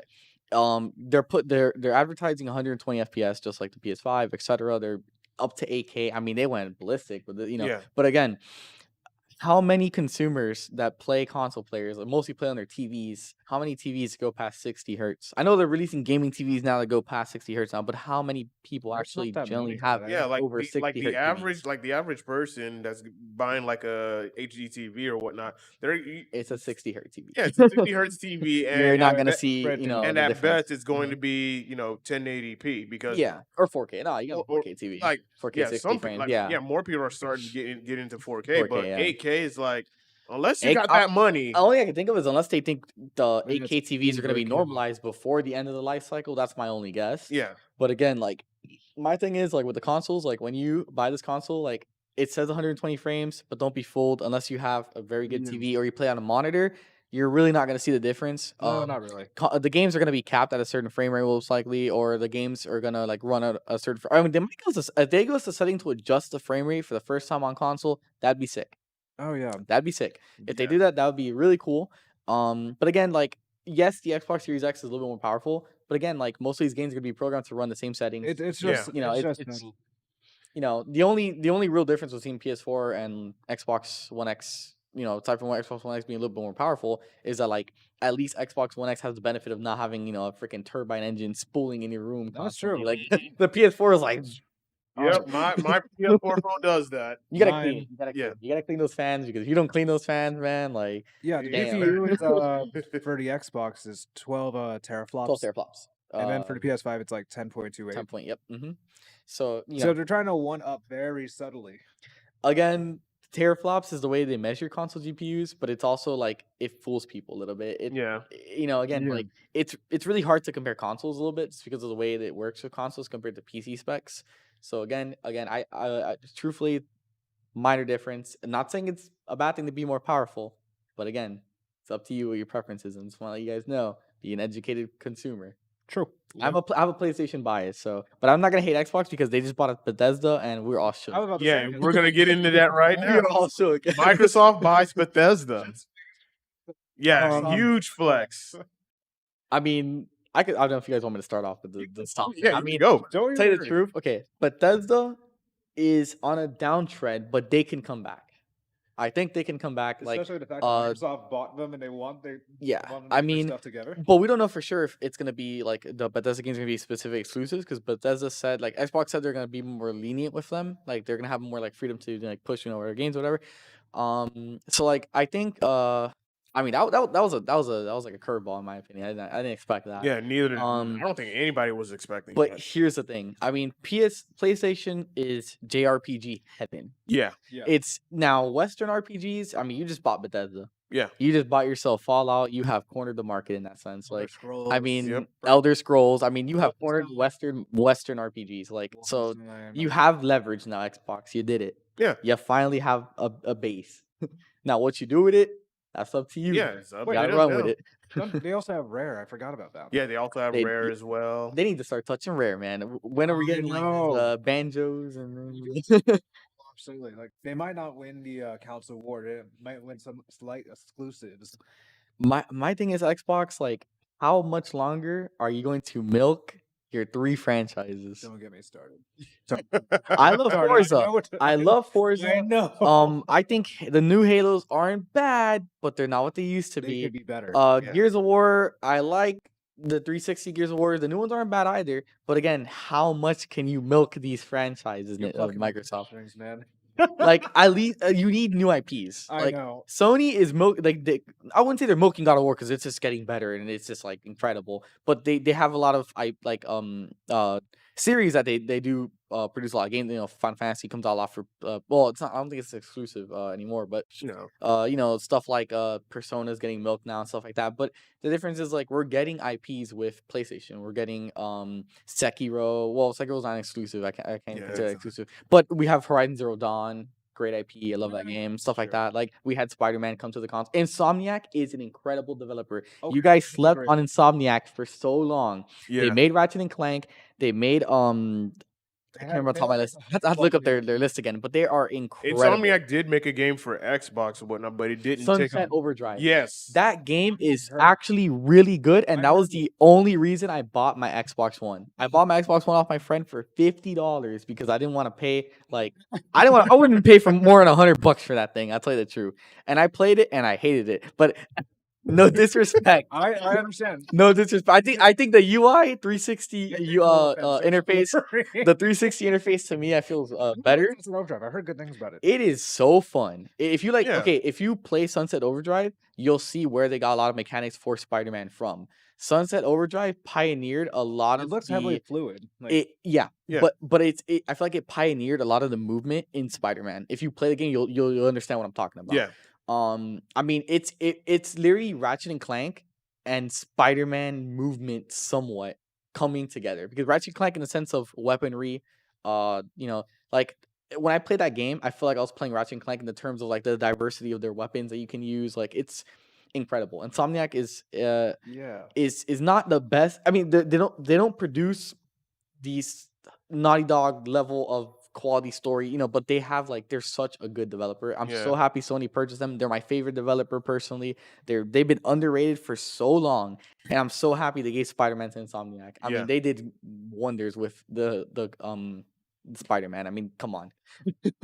Incredible job. And then recently with Ghost of Tsushima from Sucker Punch. oh yeah. Sucker Punch is so good. Yeah, with Sly Cooper. they're known for the Sly Cooper series and now Ghost of Tsushima, which was really good. Like Sony's got some good develop. Sony's back in heat. Ghost of Tsushima. It's coming. Oh, It's coming. That's the exclusive. Ghost of Tsushima. I think That what is a it good That exclusive. that is that is agreeable. I said Sekiro. I was thinking of Ghost of Tsushima. Yeah. That like man, when Really good when game. I saw that reveal 2 years ago, I think they had first revealed it. I was like, I didn't know what it was. I'm like, what is this? I'm like, wait, it's Weeby and it looks sick. I'm like, gotta play it. I Yeah. saw it on Snapchat. Actually, I'm not gonna lie to you guys. Hmm? I saw it on Snapchat, like in a small story. Oh, of on a Ghost of small thing? Tsushima, like summarizing the whole thing. I'm like, this is so cool. Yeah, it's Yet super I still cool. don't have a PS4. I'm just gonna go for 5 at this point. Yeah, I might as mean, well. yeah, and I think you could play PS4 games on it. So yeah, Yeah. definitely yep. But with Bethesda, Microsoft, hey, it's gaming is gonna get really interesting in the next couple of years. Fallout, or at least another Elder Scrolls. They've been promising an Elder Scrolls That'd be for cool. years. Yeah, That's and cool. Elder Scrolls 6, they announced that, but that's still in development. We don't know how long that's going to. Because I guess with all the fan base, they talked about how bad 76 was, and they originally said that Fallout 76's gameplay is going to be similar to Elder Scrolls. Oh god. And people were like, "We don't want this. No. F this." No. If Microsoft Microsoft did already buy them. If that fixes it, then by all means, hey, it was a good thing. It's just so much to talk about. It's Like really- Microsoft, I need you to be competitive because if not, Sony will become complacent. At this Yeah. point- That's when we have at issues. this point, Yeah. that's when cross Because, platforming like, is going to become a thing. Nintendo, I love you. You still produce immaculate games, but you can see some complacency because, like, You don't lower Nintendo, your prices. in my opinion, Nintendo is not part of the console war. They're their own separate thing. They're Yeah. always a big boom in sales. They make incredible games. They're and just like that chilling girl. They're just like the one guy in the It's party like- that cooks for Yeah. everybody. almost People wanna everybody, grab. almost everybody owns like a one either Sony or Xbox console, but they also own a Nintendo console on top of it. Yeah. So it's like, and incredible what they've done with Super Mario Odyssey, Zelda, Breath of the Wild, incredible games, and it's only gonna get better. But complacency in the sense of like Pokemon, which the new one had so many good It things. has potential. It has so many great things. The Pokemon designs are incredible. A lot of great things. Kudos. But the what it could have been and the potential that I like the agree. complacency in that game is what ruined it. Not I don't think it's trash. It's not the worst game in in the It's- series, but complacency. Put it in like maybe like my top 5, Maybe. like lowest part, like number 5. I had a lot of fun playing that 'Cause game. Emerald's It's a like fun game. Emerald's hands down my favorite. Emerald is my favorite. Emerald's my Mine's favorite. Diamond. Vendor's Pokemon That's a Coliseum. good choice. That's an excellent choice. I mean, Gen 4 is really good. Yeah. The only downside of Gen 4 is name me 3 fire type Pokemon in Gen 4. You're not wrong. There's like no fire types in that. You are absolutely not Diamond wrong. and Pearl. It's only like Magmortar, which is just an evolution of Magmar. Chimchar, the starter, and I think there's like one and Heatram. I think You're right. Heatram. Right? I think it was no Heatram or Heatmore or I think you're right, but the only I Volcanion? said this last one of the Volcanion? last few podcasts, but my favorite part about Pokemon Diamond Pearl is just the mining. I I couldn't get the gambling, but I got the mining down. I remember that. I Because I mean, collected stones and just sold them for profit. some of my favorite things about Diamond and Pearl, aside from the very slow, it's like the UI is like slow. Cynthia is incredible as a champion. That Garchomp is nightmares. Garchomp's brutal. I was like, Yeah. I was sweeping her team. I was like, clapping this champion, She's the and then she reason sends why out Garchomp, and like half my team gets swept. And I'm like, Yeah. yo, I only beat her. I got down to my last Pokemon, and her Garchomp swept like practically my whole team. But I only beat her because I had Abomasnow, which is not a great Pokemon, but I love him, and he's an Ice type, so I got away Yeah. with it. That was the selling point Yeah, there. Garchomp is brutal. That was I started getting to collecting Dragon Pokemon within Sword and Shield. Dragapult, type. Dragapult, the new one, the new pseudo, Dragapult. That thing's really good. What? No, I was talking about Dragon types. Like I have Flygon, I have Salaman. Oh yeah, but no, Dragapult's a Dragon type. That's the one with the like the looks like a B2 bomber head and it has, like, Oh, I know what you're little talking things that about. shoot. Like yeah, Yeah, that building. That I one's I just could not fast as I hell. couldn't find him. I You, couldn't you find him. played the new Pokemon or no? No, I don't have a Switch. Ah, come on, I gotta let man. you, bud. Yeah, it's worth playing. I just hate the Mega Evolutions, honestly. Media Nut was talking I about. love Yeah, Mega Media Nut was Evolutions. talking about So I love Mega our Evolutions. third episode. Was he in our third episode? that. Yeah. We had this man just talk about how much hatred there was for Z moves because when it came to Sun and Moon, it just had a whole 360 where it's barely any Pokemon. So wait, I'm still stuck on this part. You said you don't like Mega Evolutions, or you hate Mega Evolutions? Oh, I love Mega Evolutions. I just hate. Oh, I'm sorry. I meant to say that I hate The the Dynamax. the Dynamaxing. oh, I was like, whoa! I'm like, Mega Evolution was probably the best innovation because like Yeah. it's better than Z moves and it's better than Dynamax Gigantamax. Yeah. The Dynamax is terrifying, but like Mega Evolution is like one, like the top thing of my favorite. And the Z moves are my second. Z moves are cool at first. They're okay to look They at, just but get boring. it gets stale really quick. Sun and Moon is good for your first playthrough. Yes. After your first playthrough, you won't go back to it because like they hold your hand throughout the whole game. It's so annoying. It's like And Pokemon Z moves are stale. After a while, Z moves can get stale. Like Pokemon Sword and Shield, it's the same way. They give you like a whole point to guide into. Sword and Shield, like Dynamax is just like Chris says Sword and Shield was hella boring. Exactly. I enjoyed it. It was like the And first playthrough was okay. I think the characters were good. Like The cast was all right. It's a simple. It's like, hey, we're not taking over the world, but we're just trying to take over the city. yeah, I mean, I like the rival, I like the champion, I like the characters, I like some of the gym leaders. I think it's just like Oh my god, I'm missing a legendary, and I forgot about this. I forgot. which one? For Shield. I forgot his main name. The dog, the shield, the dog Yeah. shield. Is it Zacian or is it Zamazenta? I don't remember. It's one I of want those to say two. Solgaleo, but I might be wrong. Solgaleo, Sun and Moon. Crap baskets. It's either Zacian or Zamazenta. I think that's the Yeah. name of the. It's one of those two. But I've collected maybe 300 out of the 428 Pokemon that they had, and I gave up. I lost my mind. I didn't collect everything. I just played it, beat it a couple I'm times. I learning beat it from- twice. I beat it twice, and I'm like, you know. Like for Sapphire, I'm sorry, yeah, for Omega Ruby, I actually collected maybe almost like 380 out of the last few Pokemon. I just gave Wow. up. That's actually pretty good. That's pretty incredible. I grinded for a week and I just stopped. Jeez. All right. Our next topic: Among Us mobile game hype. Dear God. The hype with that game Among Us, like It's like Mafia. um, is someone hold there? on, y'all. I mean, I can keep we'll talking. talk about. Yeah. So, let's see. How do you feel about Among Us? I actually don't play Among Us. Okay, good. Uh, Good. it's I'm sorry. truthfully, I think it's fun with friends, but I played those types of games before. To me, it's like, nah, it's okay to me. Like it's all right, but I think being on mobile is cool because like you get to play with your friends like remotely. So It's not gonna roast your iPhone or anything else like that with the amount of heat you're exchanging. Simple games, simple connections. You use codes. You can use Discord to communicate. yeah, I mean, it's cool. I think Among Us is it's lasted longer than Fall Guys, even though I actually like Fall Guys. Fall Guys is fun. Trend. Yeah, it's still Yeah. popular.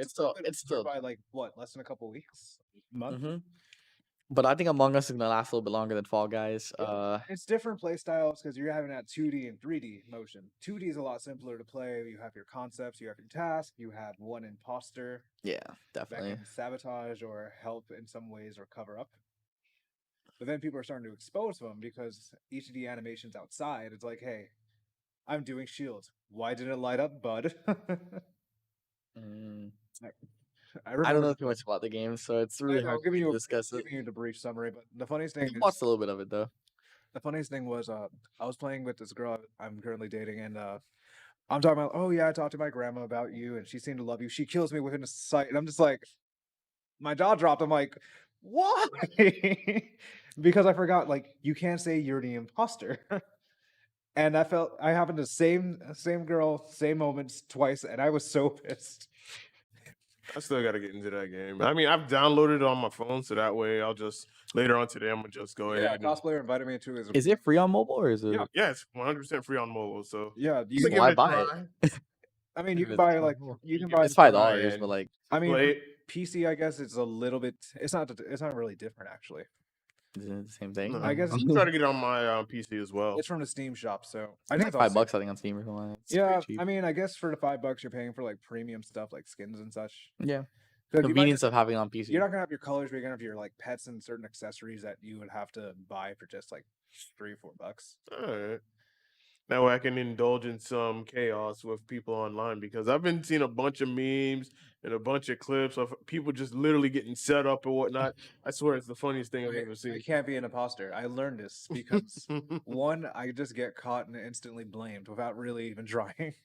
I killed someone and there was two people in front of me I didn't see in the shadows. I'm just like, what do I do? I couldn't kill them in time and they reported a dead body. The closest thing I played to Among Us, like somewhat consistently, is probably like you ever play Jackbox, like the alien game on Jackbox, where you have to like Heard of find it. the aliens on the ship. I played Mhm. that, but yeah, it's still a little bit different. It's definitely Yeah. different from Among Us.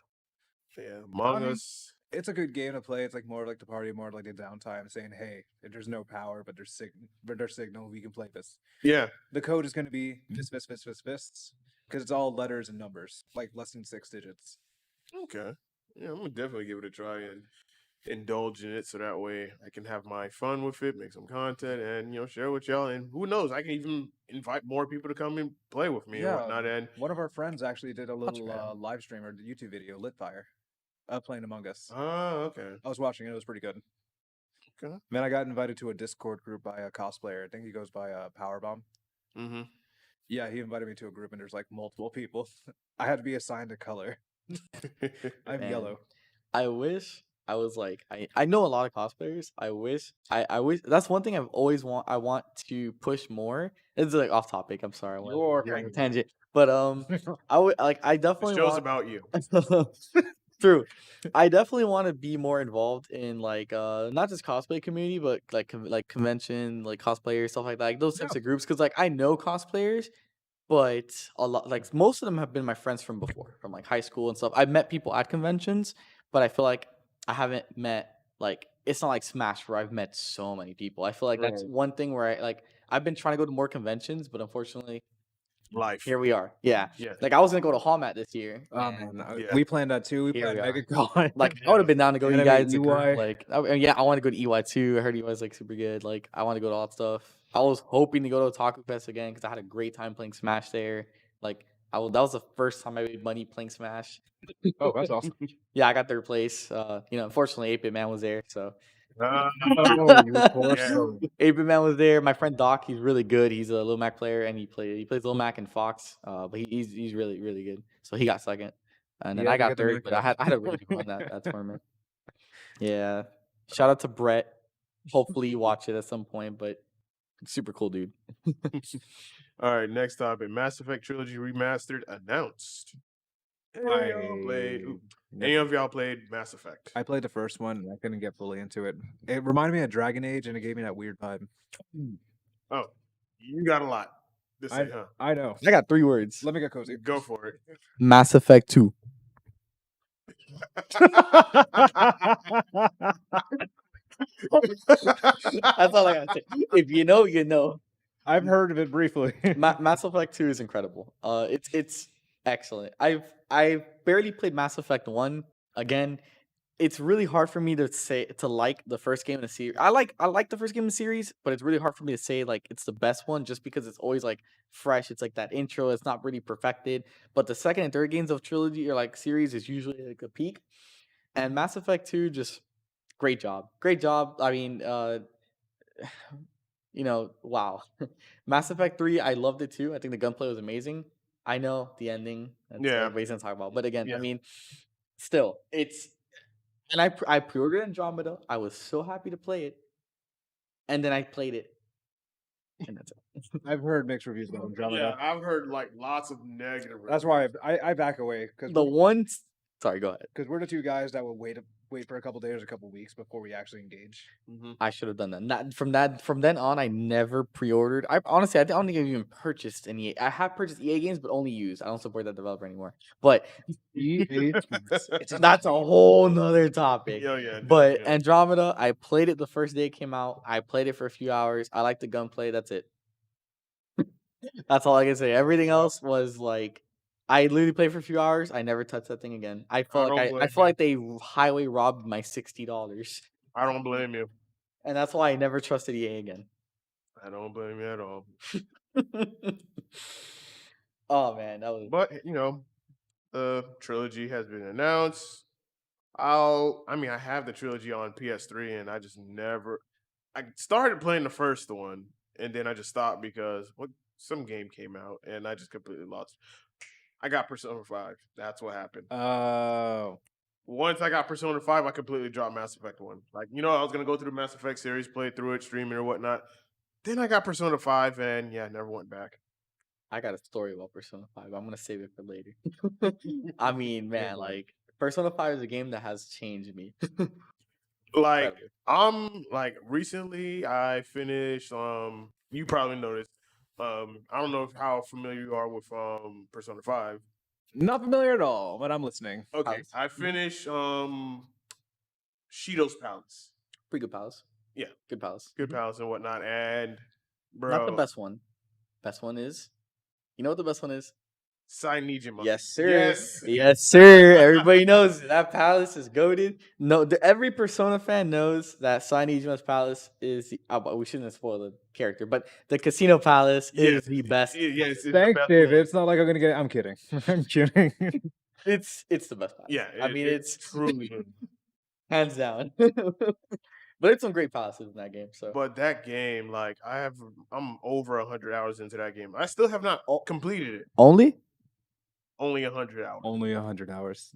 And I just finished I've been Shido's Palace. I've been the original like 3.5 times, and I've been Royal. I have played like 500 hours of that game. Is this why they call you Boosted David? No, boosted is actually because I drive a GTI and it's Oh. turbocharged. And I've had that name since high school, so this is like way. I we're had talking that. like I had way that. back. I was curious. I used to be known as Dem David, and I was really popular. I've had that my username was Dem David for a long time. So if you know me for a long time, you know about Dem David. It's iconic and it's like it was like my classic name. But now I'm boosted underscore David. Again. But yeah, Persona 5. like Persona 5, like that game is just my regret was not picking it up day one. That's my exactly. My biggest God, now we're talking about this is like I love this game. Like, okay, Yes. my biggest regret is I didn't know what the hell Persona was until I went over to my friend's house. He was playing it and he's like, this game's cool.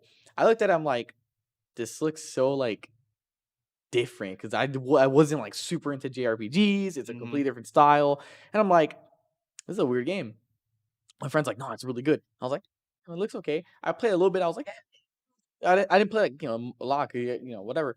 But I thought the animation was cool. The colors are cool, of course. UI is beautiful. And then my friend bought it digitally, and I had his account, so I'm like, yo, can I just log in and play it? I want to try it out. I was like, I want a new game to play. I was like, let me be open minded. That was the best decision I've ever made in my life. Don't ever knock that. Don't ever knock a game until you try it or watch it. I mean, it's like that game. I was a huge Ratchet and Clank fan. That's always been my favorite series, and I love Going Commando, Up Your Arse. Going Commando was my favorite game of all time. Same here. Going Commando was my favorite game of all time for a long time. I only would play like action games and I played shooters and every stuff. Ratchet and Clank game. I Played love 'em Ratchet and and beat Clank. 'em. I'm hyped for the next one. I played the first couple But- Ratchet and Clanks when I was younger. Yeah, I mean, Going Commando is my favorite game. I never thought any game could replace that game because I had nostalgia goggles. And then when I played Persona 5, I had a dilemma because I sat there and I said, "What's my favorite video game?" And I sat there and I pondered over it, and I'm like, "It's not Ratchet and Clank anymore. It's not. I could not believe it. Yeah, Persona 5 became my favorite game of all time, and like Persona 5 definitely got It's a done. got into my Ooh. top 10 games. It definitely got into my top 10 games. Like if man, I'd have played it during the time that it came out back in 2016, it would have overtaken Dark Souls 3 as my favorite game. 17. 2017 came Yeah, out? 16 was the year. Wow, I think I've only played a Was couple it 17? JRPGs. I think it was. It was. Sad. I think it was because 16 was the year Overwatch came out. That's when Overwatch won Game of the Year. Ah, I Oh, think okay. it came out the same year with Breath of the Right. Wild and Super Mario Odyssey. Okay. Because yeah, it probably would have won Game of the Year if it didn't have to compete with two Nintendo giant No, that's true. Mario Odyssey games. was one of my favorites. Fun game. That theme song is haunting me every morning, once every while, and I have to scream it out. Yeah, the game's incredible. Dude, I bought Mario All Stars 3D, and you know what? I started Yeah, pulling have up to it too. GameStop, and I'm playing the Odyssey. Oh no, theme song. Persona 5 actually came out in 2016. Oh, It did. Yeah. it just got smoked by Overwatch. I guess they. Oh, but that's in Japan. That Oh, might be in Japan. I think it came Oh, in Japan okay. before US, I believe. Okay, yeah, because I know the Japan and the US release had two different releases. I believe that's Japan. Yeah. This is 'Cause I'm so like, unless they just pushed they might have just pushed the award maybe to 2017 because it came out late in 2016. But yeah, you might be right. That came out in Believe so. 2017. I kind of want to see if this game is backwards compatible, but That came out in 2016. there's only one JRPG The US I version too? remember. Yeah. Oh, cool. Okay, I didn't know that. So I guess they just pushed because the game of the year for 2016 I know was Overwatch. So and there was Persona 5 wasn't a contender until 2017. So I guess they just like pushed it back probably because of the late release date probably. Man, I want to get more into JRPGs now. They sound so much fun. Dude. Okay. Yes, Chris, I agree with you. I'm happy more people got into Persona because of 5. Yeah. Yeah. I mean, and Like Persona 5 is just like the story, the characters, Mhm. the soundtrack is fire. Dude, Persona has the best soundtrack of any video game of all time. Like, Yes. the series has the Yes. best music of any video game series of all time. Persona 5 has the most beautiful user interface of any video game I've ever played. And if you guys remember Jet Set Radio, that was a cool ass game too back Yes. then. But no, it is the best user interface of any game I ever played. It's the most stylish game I've ever played. Yes. It is beautiful. It is a masterpiece. It's a work of art. Like if you have a PS4, I highly recommend get Persona 5 Royale. Yes. Yes, Royale. Get Royale perfected because edition. I got 5 and then I got both. months later Royale was Royale. announced and I was like, Man. Should wait. well, let me just go ahead and finish 5 and then I'll jump on Royale and drown another 100 some hours into that game. But it's worth it. But it's worth it. It is worth it. Like I mean, the game is just good. Like you need to play it. I will dump time Noted. into a video game if it's worth playing. I Yeah. played Witcher 3, all the DLCs, incredible job with the DLCs, amazing game, 150 hours in that game. What? It is spectacular. Witcher 3, Wild Hunt, No, I'm like, Oh. I'm under hours. I'm surprised. 150 hours. Well, it's Wait, 100, how- it took me 150 hours to do most of the main side quests for the main game and the 2 DLCs. But that game is like phenomenal. It's a great game. I mean, the most hours I have is probably from Overwatch and Dead by Daylight. But Overwatch, I have like maybe 90 hours as a Reinhardt main, 20 hours as a Widowmaker. I know I have like 60 hours as a Roadhog. My most time played is probably League. If not, maybe like Siege. I had like 800 hours in You Siege. poor or something. soul. I used to play Siege a lot. I used to play Siege like I don't play anymore. The only game I know that I have like a lot of hours in would be Battlefield 4. Over my 500 hours in. That's a fun game. I know. Oh, I have a lot of hours in Smash. Like, yeah, count that too. All the Yeah, Dead by tournaments. Daylight's like most where most of my hours are going, along with Mortal Kombat. I started playing Dead by Daylight a couple months ago. Oh, should I and tell you the story I was going to tell you about? go for it. Oh, so I was super toxic. Like, I'm going to admit live, DVD players in a nutshell. Yeah, so we were toxic. because you know me as a one guy who will never lie anywhere, because I'm the worst liar. But I was super toxic as a doctor. Oh, And, yeah, you already know. He's Good Lord, Chris. and I was. What do you say? He says, damn, I'm over here with 2,000 hours in Monster Hunter World. I am surprised you played that game that long, but that's a cool game. Yes. That is That a is very a cool. Yes. You played the Ratchet version, which is Dauntless. But go ahead. Anyway, so Dead by Daylight, you have your various killers. We talked about this in a recap, but I play someone known as Doctor. His ability is having electricity around him, He has a UAV. basically. Enemy UAV. Basically. I have a meme with my friends. Sorry, I cut you off. You're again. good, you're good. I have a meme with my friends that whenever he activates his power and he gets to see everybody, I'm like, I just scream in the chat, UAV online. So I'm going around doing my thing, hook a couple people, kill 2 survivors. Third one, I leave one hanging and I hook another one. And I wait for a second, and there's a hatch right by him. So I pick him up, drag him across, far away from this hatch that pops open. I close it, I hook him, and then I just start like just shocking him while he's just getting killed. And then I found out he had a Twitch, so it's like TTV Yep. Yeah. Belladonna. So I Yeah. went on Twitch. I'm like, dude, I am so sorry about this. And I needed the blood points. And then I told him that I follow him just because I did this.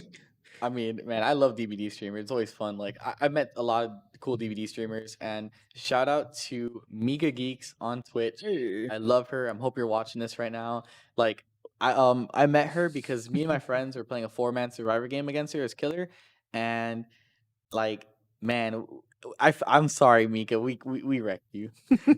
No disrespect That though. was- Mika's cool, Killing but session, toxic session I did. I had like 100,000 blood points because I had survivor's pudding. oh the cakes and stuff. Yeah. I had escape pudding, and I felt so good about it. Man, but like when we played against her, like we were low key being a little bit toxic. I was being a little bit toxic. I was like flashlight clicking and Yeah, stuff. I apologize to a man, English and Spanish, because he was a Spanish streamer.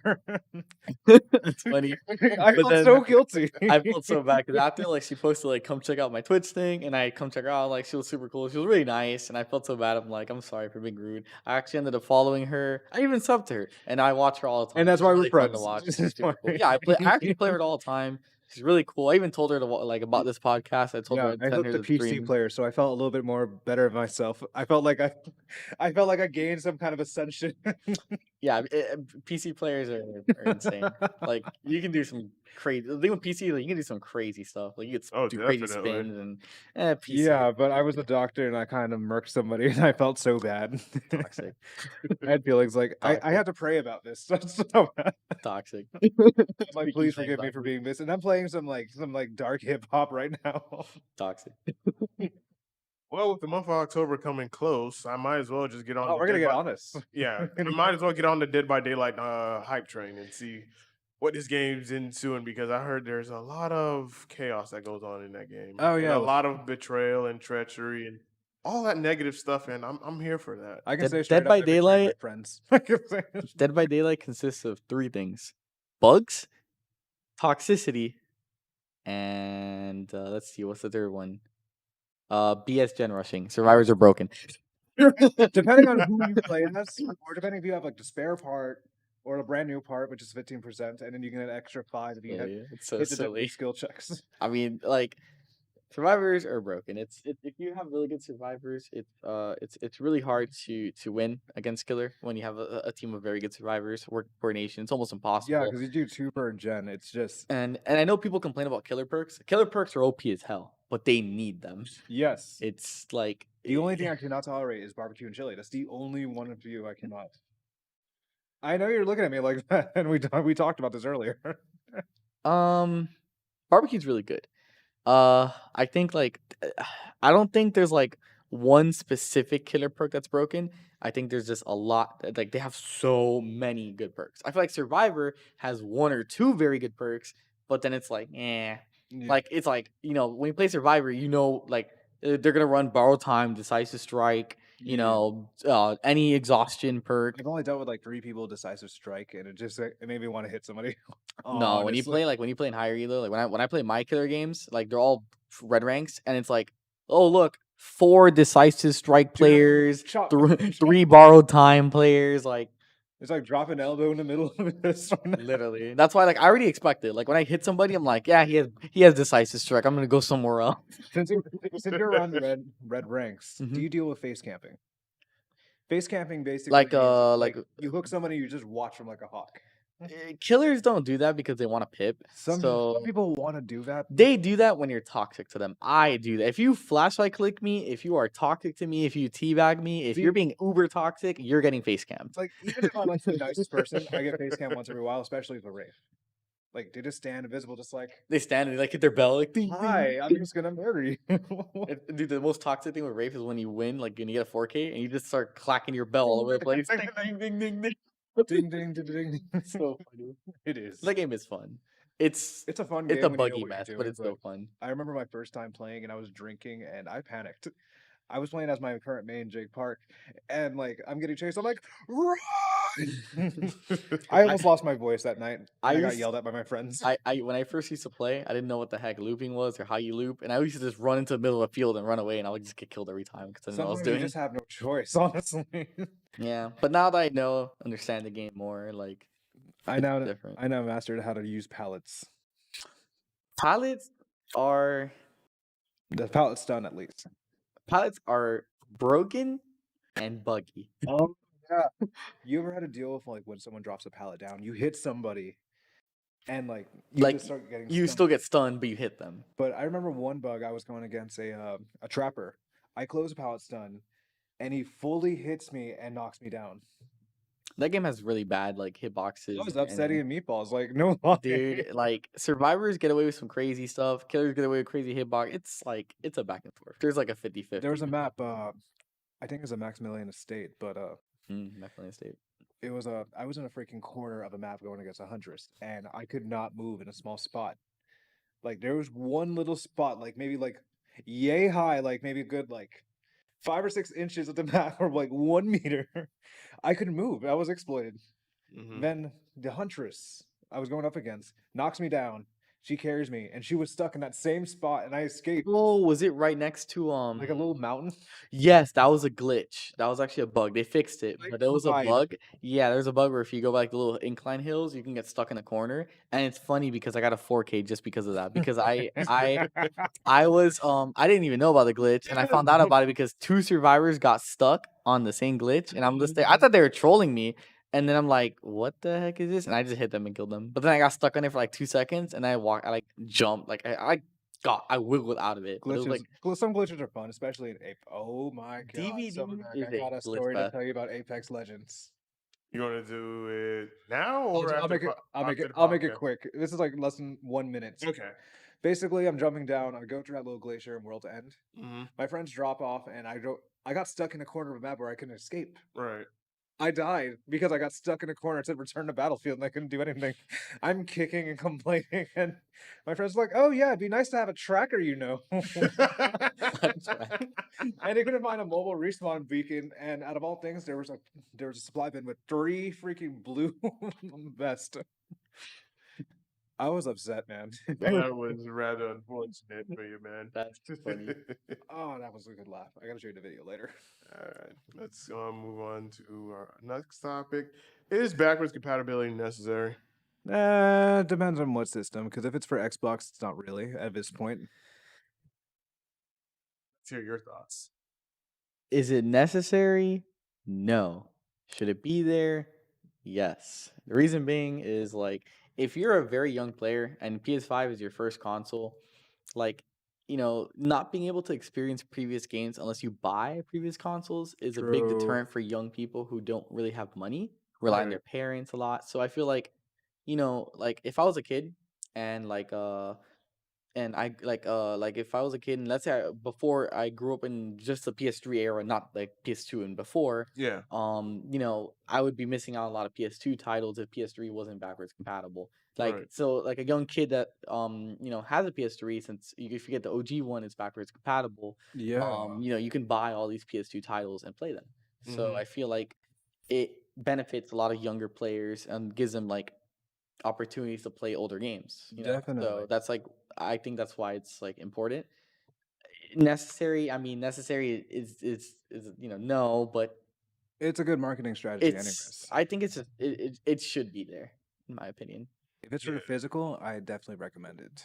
Yeah, like if the Mhm. console's a physical console, then yeah, it should be backwards compatible, so that way I can people can play older titles, especially new generation coming up, and be Mhm. like, man, I can play all these other games from previous generations before my time because hey, trying to look for a working PlayStation, a working super well, all right, I'm gonna just go with just PlayStation, a working Yeah. PlayStation and a working PS2. Like, good luck. You can find some PS3s at your local GameStop or whatnot.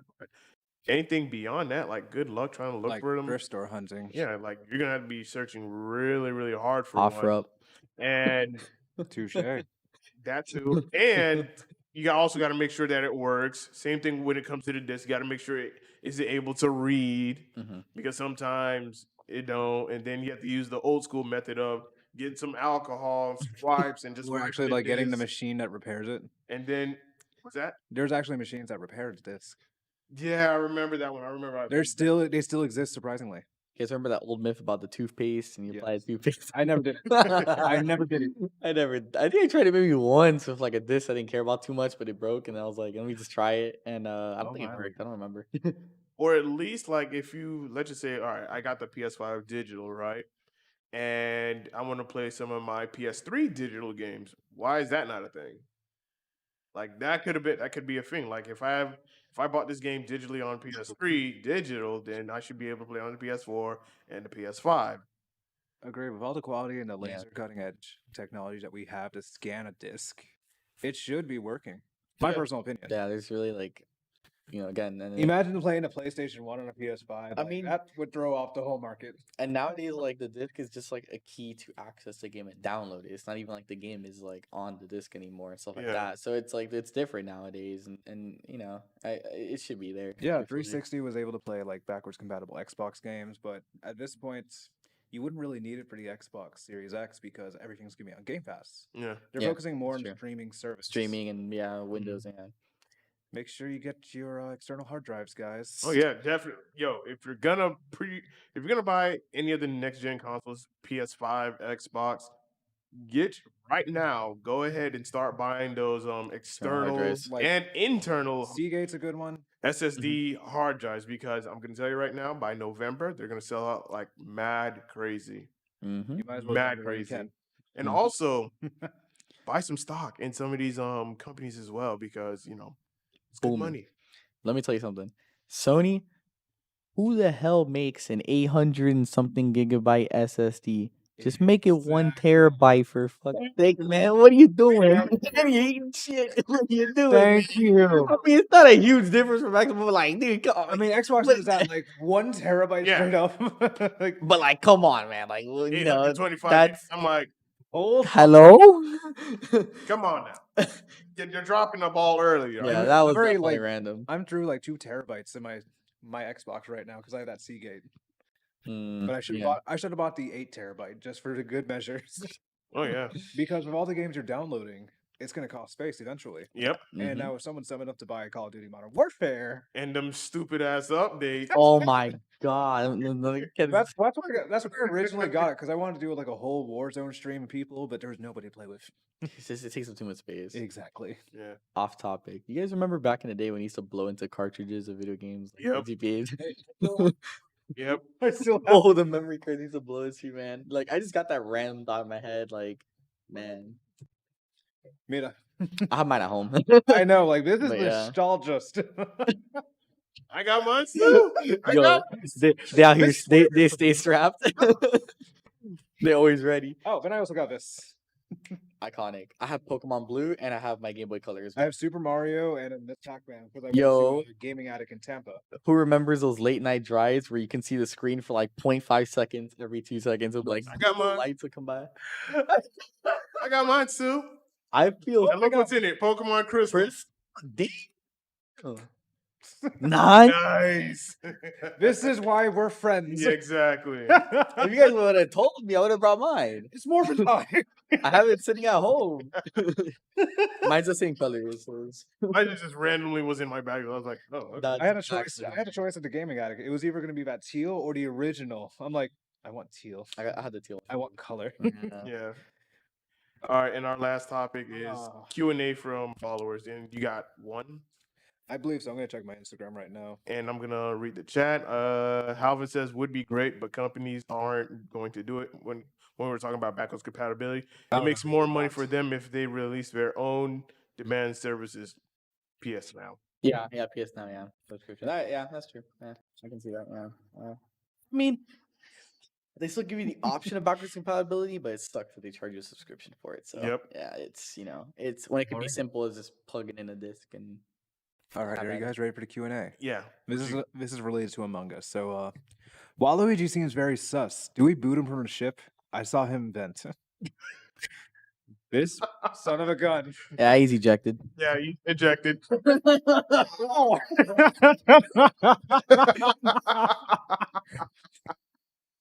You know what? I'm gonna reenact episode 11 right now.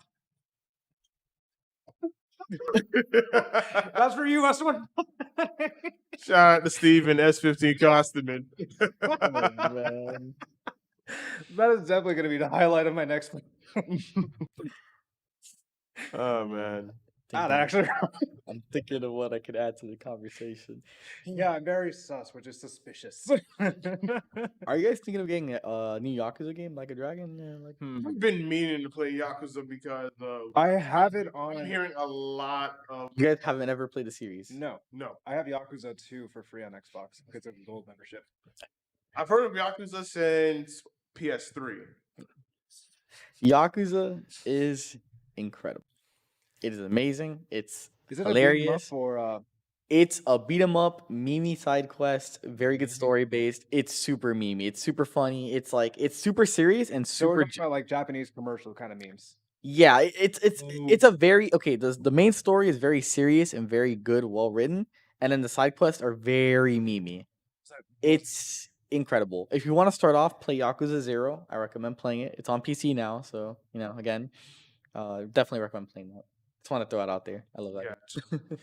Persona 4 Golden's also on PC. Yeah, I've heard of that. I don't recommend playing any other Persona game that's not Persona 5 if you haven't played a Persona game, because Persona 5 is the most like beginner friendly of the series. Persona 4 is amazing. Don't get me wrong. It's great. Play it, but play it after you play 5. That's what I feel. I forgot about this really ridiculous Japanese commercial though. They made like a whole arc out of it. But long man.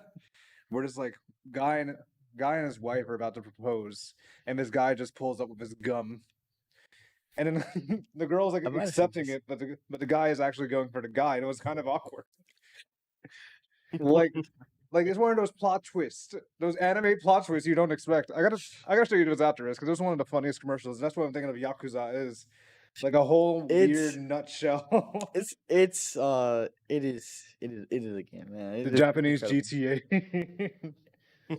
Nah, I wouldn't say that. I'll take that back. It has like aspects that like in the sense of maybe like a little bit, but it's not GTA. It's like it's If it had to have an alignment, would you consider it like chaotic neutral, where everything is controlled, but like it's just all over the place? There's no like good or evil in the story. there's a lot of things you can do in that game. Like there's a lot of mini games. It's just that game is like jam packed with like So a little bit of lots of GTA with the whole mini game concept. yeah, and it but is more it is immersive. like similar, but it's like there's not really racing. Like there's a racing mini game, like arcade mini game, but there's not like racing, actual racing and stuff. So Pole position. That would be hilarious. yeah, I mean God, I miss that game. Yakuza's incredible.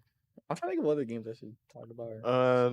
We have one. Game Boys, the death of the handheld. Y'all see any future in handheld gaming, or is it dead due to mobile mobile phone or tablet games and possibly the Switch? This is from Halvin. That's a good question. That's an excellent question. I've seen people make some modifications that kind of would probably be a good inspiration. I've seen people do like Raspberry Pis, installing them into. Wait, do you know what a Raspberry Pi is? No. It's a small little computer, basically the size of half of your phone. It has its own little CPU programming with a little bit of heat, but you can add your own memory card. Programming with emulators from like PlayStation, SNES. That's pretty cool. I've seen people do it like to where they had their own little handheld Nintendo DS, and you can play like Final Fantasy VII on it. Yeah, you play Final. Yeah, the Final Fantasy I VII you have can play on one your phone. where I was able to play Game Boy NES, but I never got a chance to play PlayStation 1 because I was afraid I was going to burn that thing alive. Well, when it comes to the handhelds, I mean, it depends on where the market goes from here. You know, like Switch is like the top of the handhelds currently. yeah, Switch is like the top, and I don't see anyone else competing against them unless you have like a bomb ass mobile game that completely just takes everyone off of like takes the entire audience from Nintendo and also just mobile phone. But you know, most mobile games is you always it's rare to have one that just hits and then you have like a bunch of dead ones. So that's Yeah. where Nintendo comes in and be like, okay, we'll fill in that void for most of these dead mobile games.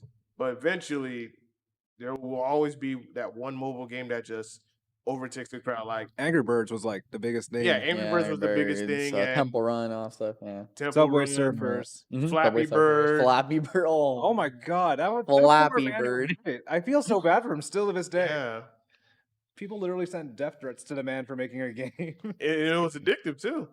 Definitely addictive.